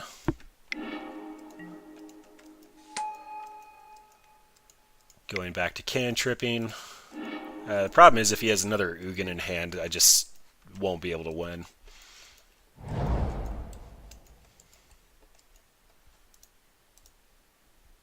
That's also going to grind just about as hard as I'm grinding.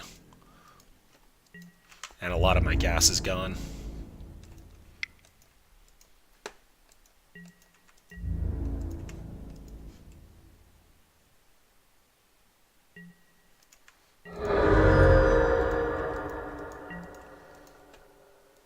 So 4, 5... Oh, he can't even activate it yet.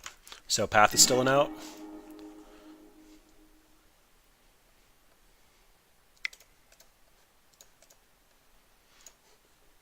Alright, gonna go for Walkie B and see if I can ping down the Ugin.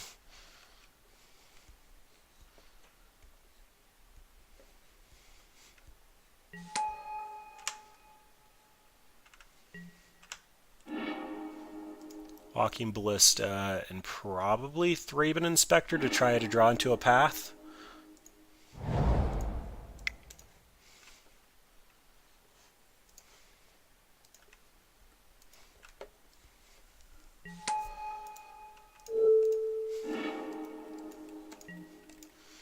I probably should have Ghost Quartered instead of playing Thraben Inspector.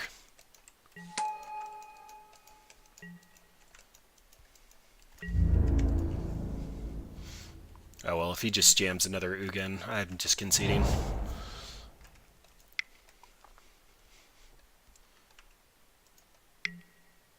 Yep. Well, that's unfortunate. So, Damping Sphere definitely comes in. Walking Ballista does pretty much literally nothing against their deck. Wrath of God and Day of Judgment, I can snag Wormcoil tokens.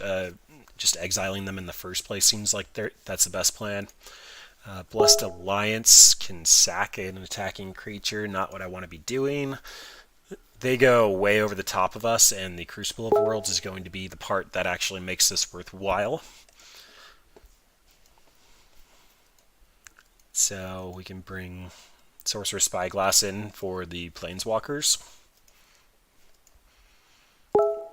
Dryad Militant doesn't really have text here. And sorry, I am getting text a lot.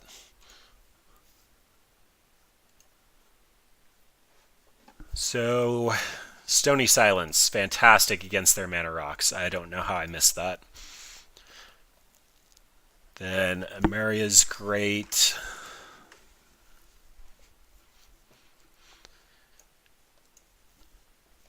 Three cards to cut. Thalia kind of does some stuff. Squadron Hawk probably isn't impactful enough, although it's our engine to gain a lot of life for explosive starts. Proclamation of Rebirth probably isn't very good since they have main deck relics.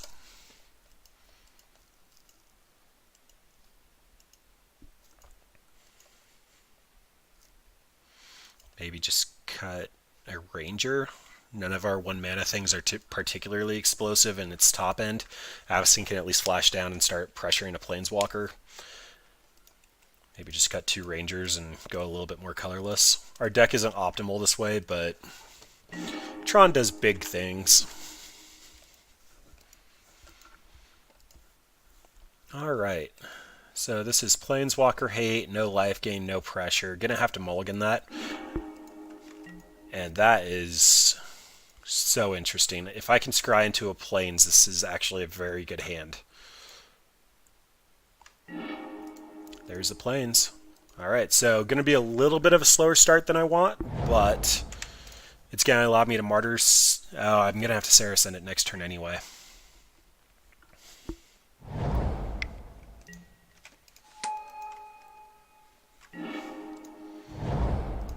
Alright, so that means Saracen it comes down. Next turn I will hopefully draw a white card. I was thinking I could play Martyr and just crack it here, but then that means Saracen it isn't attacking until turn 4.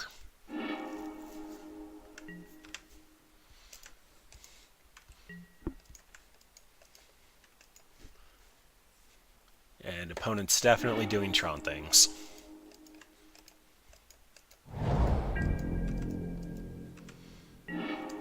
Okay, so Redundant Mines means I'm not under an absurd amount of pressure. I think I'm just going to go for the 6/6 flying attacker.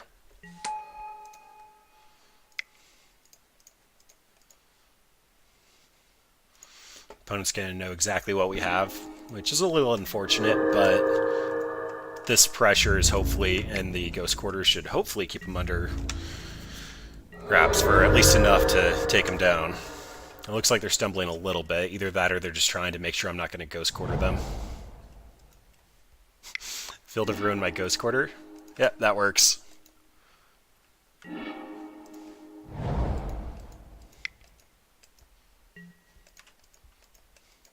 Little bit of an anemic draw from opponent here. Thalia is probably coming down next turn. Just put them off their cantripping. Also put lethal on board.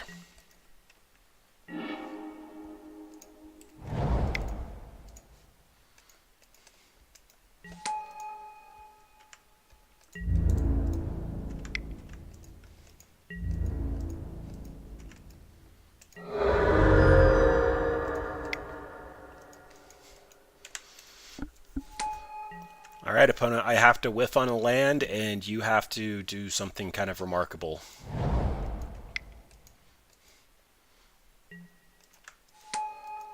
That's not particularly remarkable. Trying to gain 4 life? That's fine.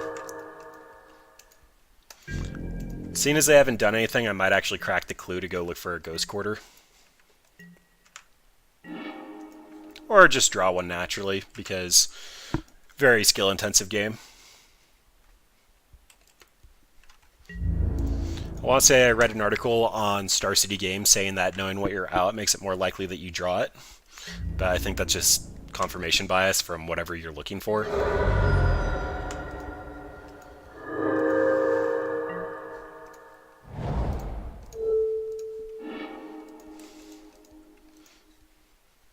Yep.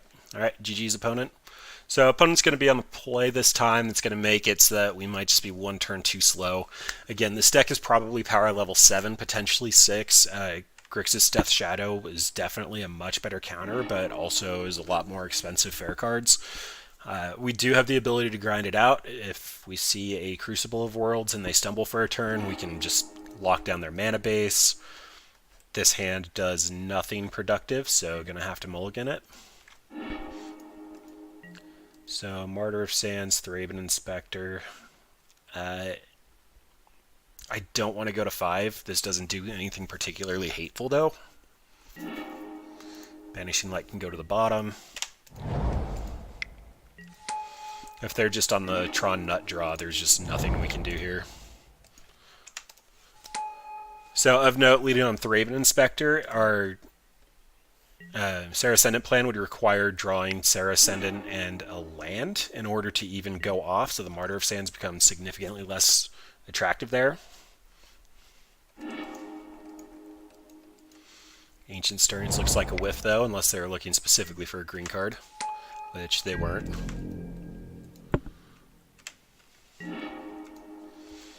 And a little bit of a rough draw here. So, argument could be made to path our own Thraben Inspector just to make sure we hit our land drops. If our opponent is 3 cards in hand and doesn't have Tron, Thalia next turn is probably going to be really good against them.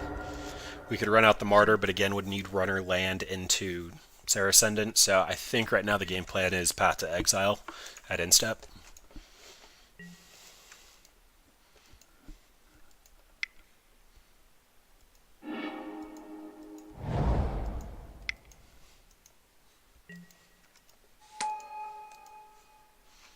Yeah, we're probably just going to get run down, though.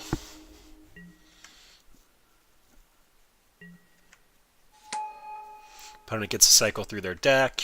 They probably have a finisher in hand.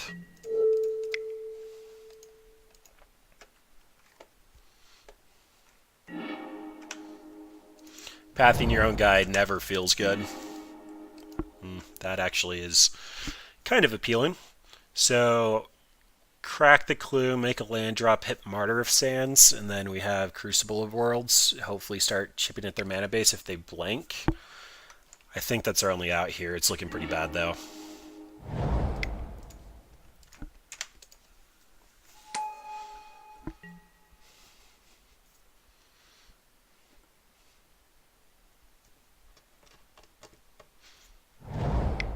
Yep, there's the Tron, there's the Worm Coil. Oh, Karn. Okay, so happily exile the Squadron Hawk. Have a redundant one anyway. That means we can O-ring the Karn.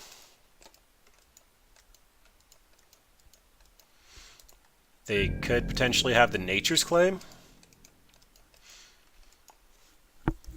But kind of living on a prayer as it is.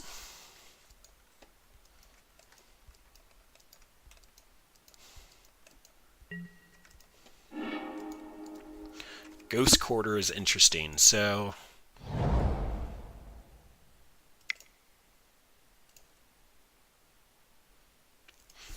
Yeah, I think we're going to Oblivion Ring and then go for the Ghost Quarter.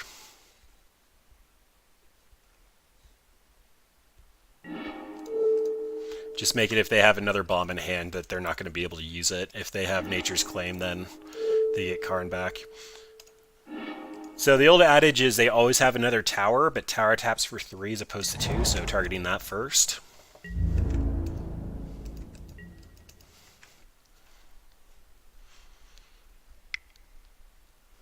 Yep, there's the Nature's Claim.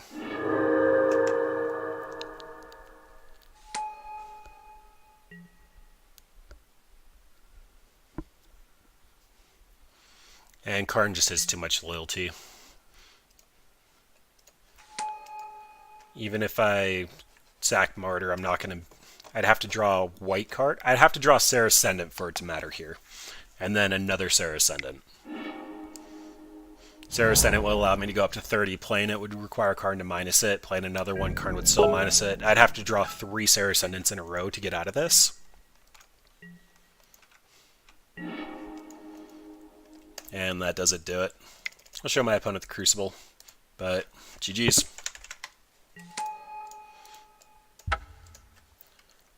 Yep, Tron, a little bit of a rough one there. We definitely showed what we could grind out to in game 1, though. My opponent had gone through 40 cards of their deck, and we were still keeping up. We ended up getting through the first Dugan, and then the second one was just too backbreaking, 2 Worm Coils on the field that really didn't matter, despite not seeing a path to exile.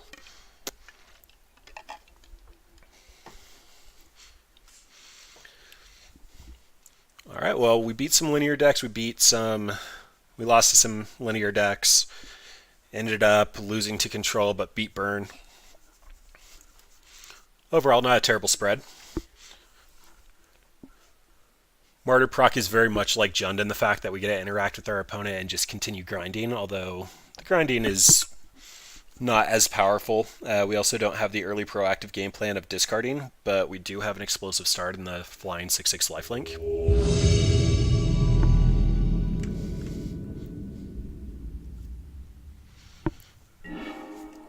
Alright, and we'll take the play against Goblin Wall.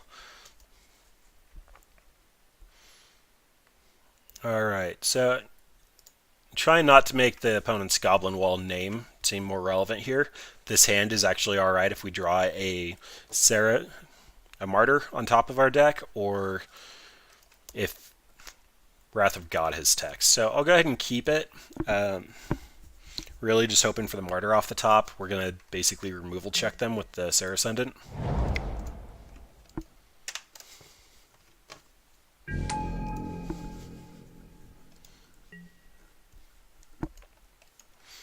And we'll see if they actually are on goblins or not. Well, that's a pretty damning start. With a Rift Bolt. Alright, looks like they're burn. So, assuming Rift Bolt is going to hit Serra Ascendant, if we don't draw a Martyr, just going to chip in for the 1 lifelink, leave Squadron Hawk on the back line. Yep. So that's the plan. This is just to gain the 1 life. It's very possible they end up throwing the bolt at our face and run out of creature, and that feels bad, but just trying to make the most of the knowledge we have, which is there's potentially a bolt coming at our face. A bolt potentially going at the Serra Ascendant.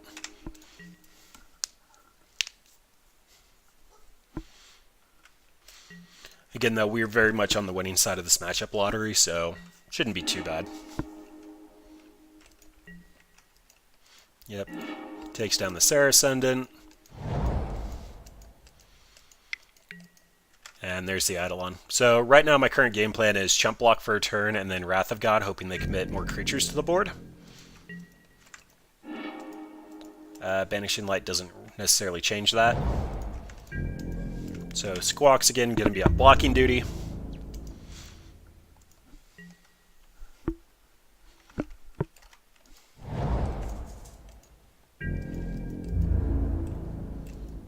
Okay, no hasty creatures here. Still going to take the block, that's just free 2 damage absorbed. Let's see if they run out a second one. So Eidolon says 3 or less, which means our Wrath of God is going to be able to kill it for essentially free.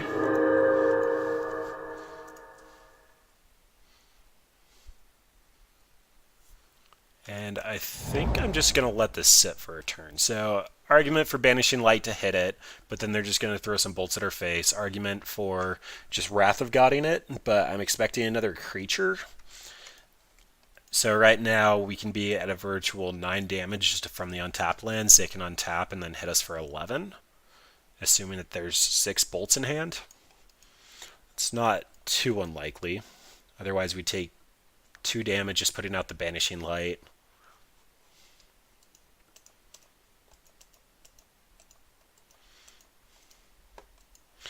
It might be correct just a Wrath of God here.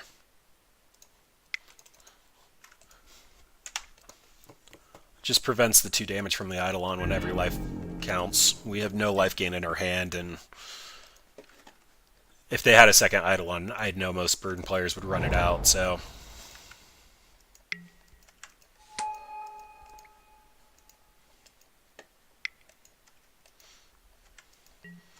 Alright, so seeing this makes me think that they actually just top deck the Swift Spear.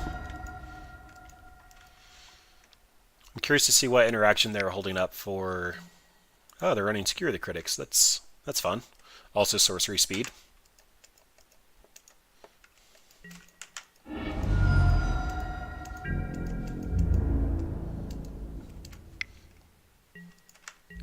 Makes me curious what instant speed stuff they're holding up. Like, if they just pass turn on turn 3, that's very uncharacteristic of a burn deck. Okay, so I am moderately afraid of Searing Blaze here, but gonna go ahead and get some Squawk action on. Just put out blockers. Actually, they don't have very many permanents. I might just be on Banishing Light here. Like it's that Taylor can't chip in for any more. The burn spell going to the Squawks means Taylor's getting in for 2, where this means that the burn spell is just going to hit our face and negate 2 damage.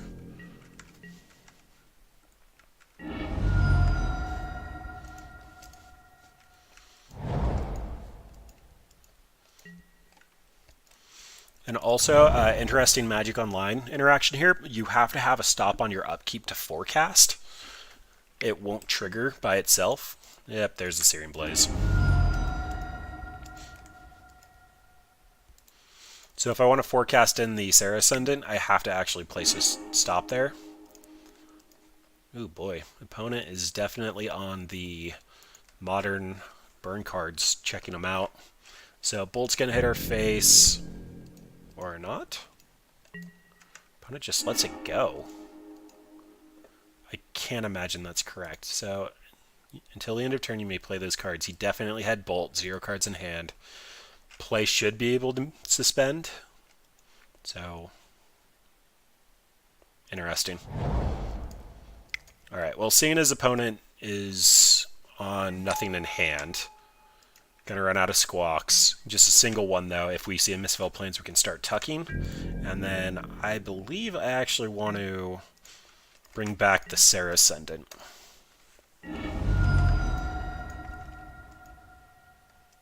Oh, it can be cast until your next turn. Until the end of your next turn. Oh boy. So, might just be dead here. Which means I should have Proclamation there.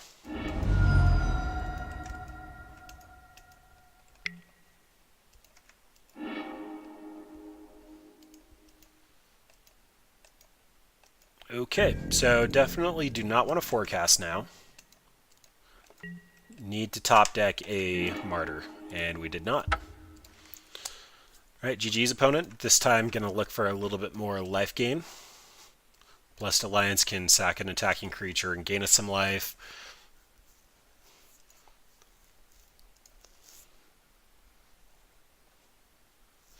Wrath of God and Day of Judgments are kind of only good against the Eidolon. I forgot how I boarded in the first game. Crucible Worlds is definitely slow. Proclamation's a little slow. Banishing Light, yeah, both of those can go. Proclamation can at least 3 mana get back to Martyrs. 3 Martyrs. That might be correct.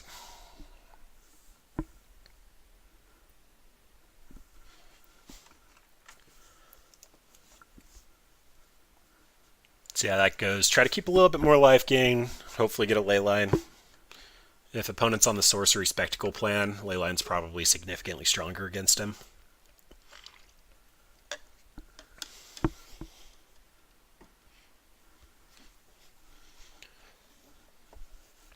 Again, Archangel Avacyn's great for flashing in and blocking in an Eidolon.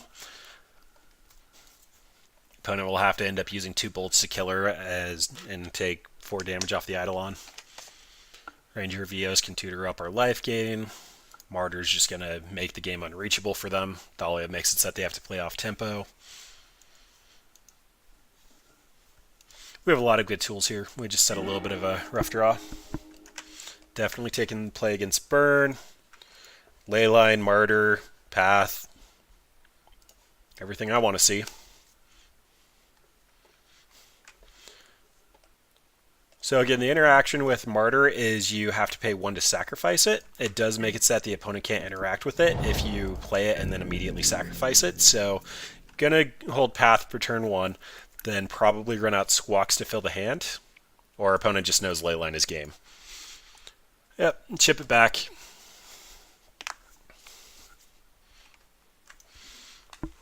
So I didn't see any green lands from them. Destructive Revelry is seeming less likely.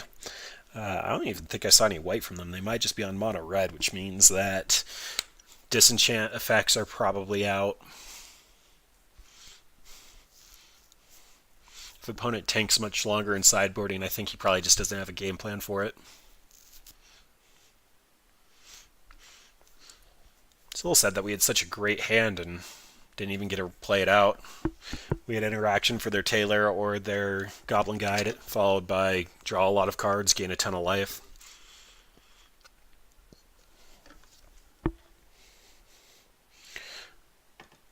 Opponent being on the play also means that it's significantly more likely they might have Skullcrack for our turn 2 Martyr. Something to keep in mind. Blanking that much life gain is just so good for their deck. It's that interaction that basically fuels what this pairing is. Do we gain a life or not?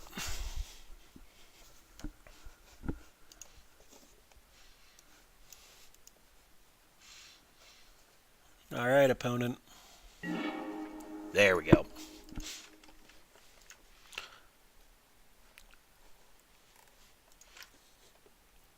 Goblin Wall is done tanking about how to interact with Leyline. This hand is turn 1 Saracendent, backup Thalia, no white source, so that's a mulligan. I can see an argument for this. I really don't want to go any lower, although if we do go lower looking for one of our 2 Leylines, that could be an argument. We have some life gain though, and a decent blocker for the 2/2s, so I'll hang on to it. Ghost Quarters at bottom, we want more white cards in hand.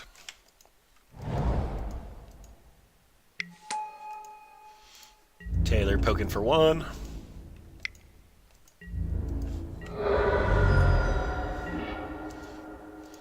And we got the land. So I actually believe here it's correct to not play out the Dryad Militant. We want to be able to reveal it to Martyr to gain 6. That blanks 2 of their spells as opposed to 1.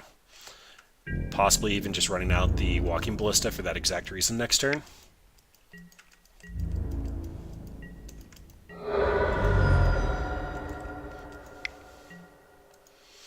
There's the Eidolon.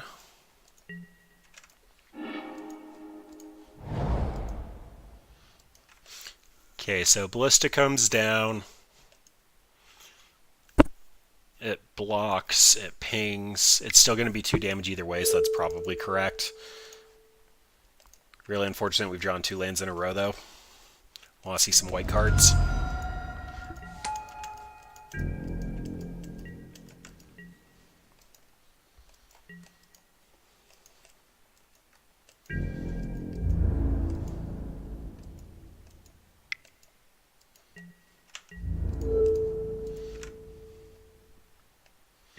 Ballista not going to get a lot of grind value in here.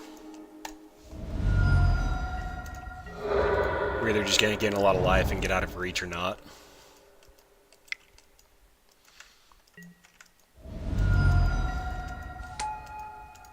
Dryad Militant stock goes up. Wow. So currently looking at 4 damage on the ground, potentially 9 in hand. I think we have 1 more turn for Martyr, and then that will leave us up Flash and Avacyn the following turn. It's potential we just die here, though. Gaining 6 life is just not enough off this Martyr. We need it to do more. They do have white mana.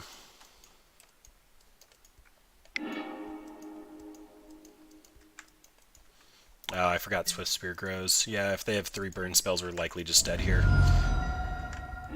So that's 5, 3 more, 2 more burn spells. I don't like this card as a sorcery.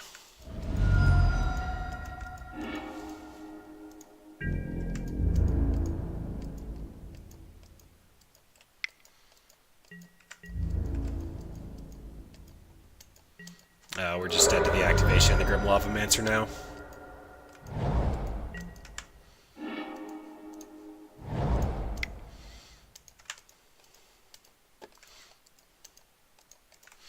Well, that was unfortunate. We easily should have been able to take this one, just did not get a very good hand. If they act... Yep. GG's.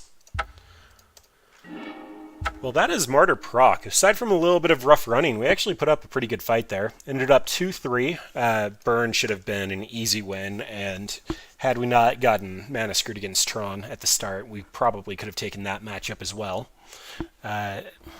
Martyr, just really, really good card.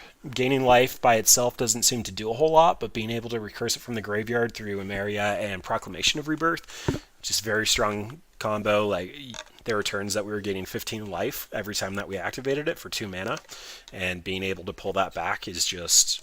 so many decks can't keep up. Squadron Hawk is always going to be a good grinding card. It's a 1/1 flyer, not a very relevant body, but the evasiveness does work, as we saw against Ral. And with Misspell Plans, be able to tuck it back into our deck and keep recurring that loop is just significant card advantage. This deck would do pretty well with one of the swords, like Sword of Fire and Ice.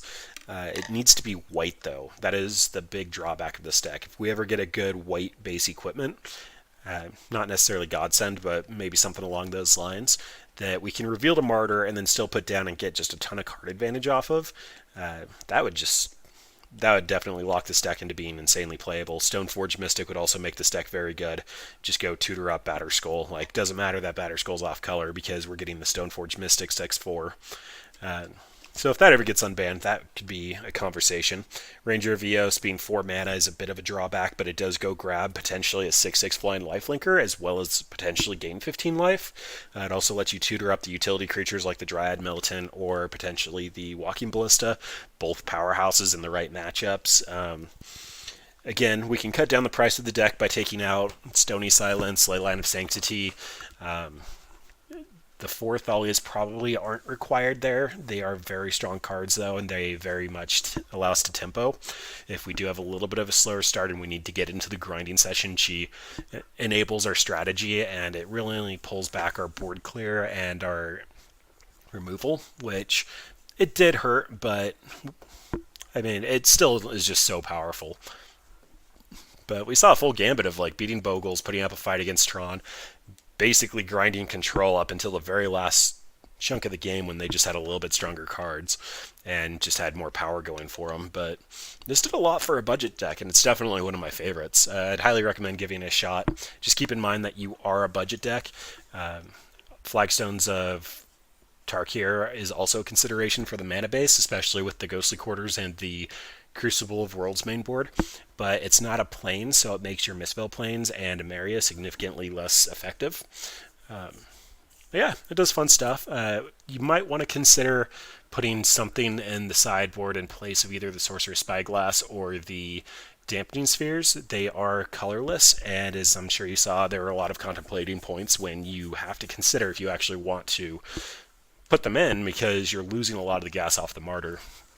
But yeah, I'm a fan. This is definitely one of my side decks. I bust it out at F&M whenever I can. It does fun things. People don't really expect it, and it's also great to give new players because if you just explain how to recur your loop and grind out, like, it's pretty self-intuitive, and it feels good for a new player to swing in with a 6/6 on turn 2. Like, it's just something that they don't necessarily get to do if they're coming from standard or haven't seen a lot of modern. Like, it's nothing like bringing in Grizzlebrand off of Goryo's, but it does do some fun stuff, and you definitely have the opponents that are like, oh crap, there's a Sarah sending out on turn 1. I didn't keep the right hand for this, and it definitely does fun things. But I think that's all I can really say about that. Thanks for watching.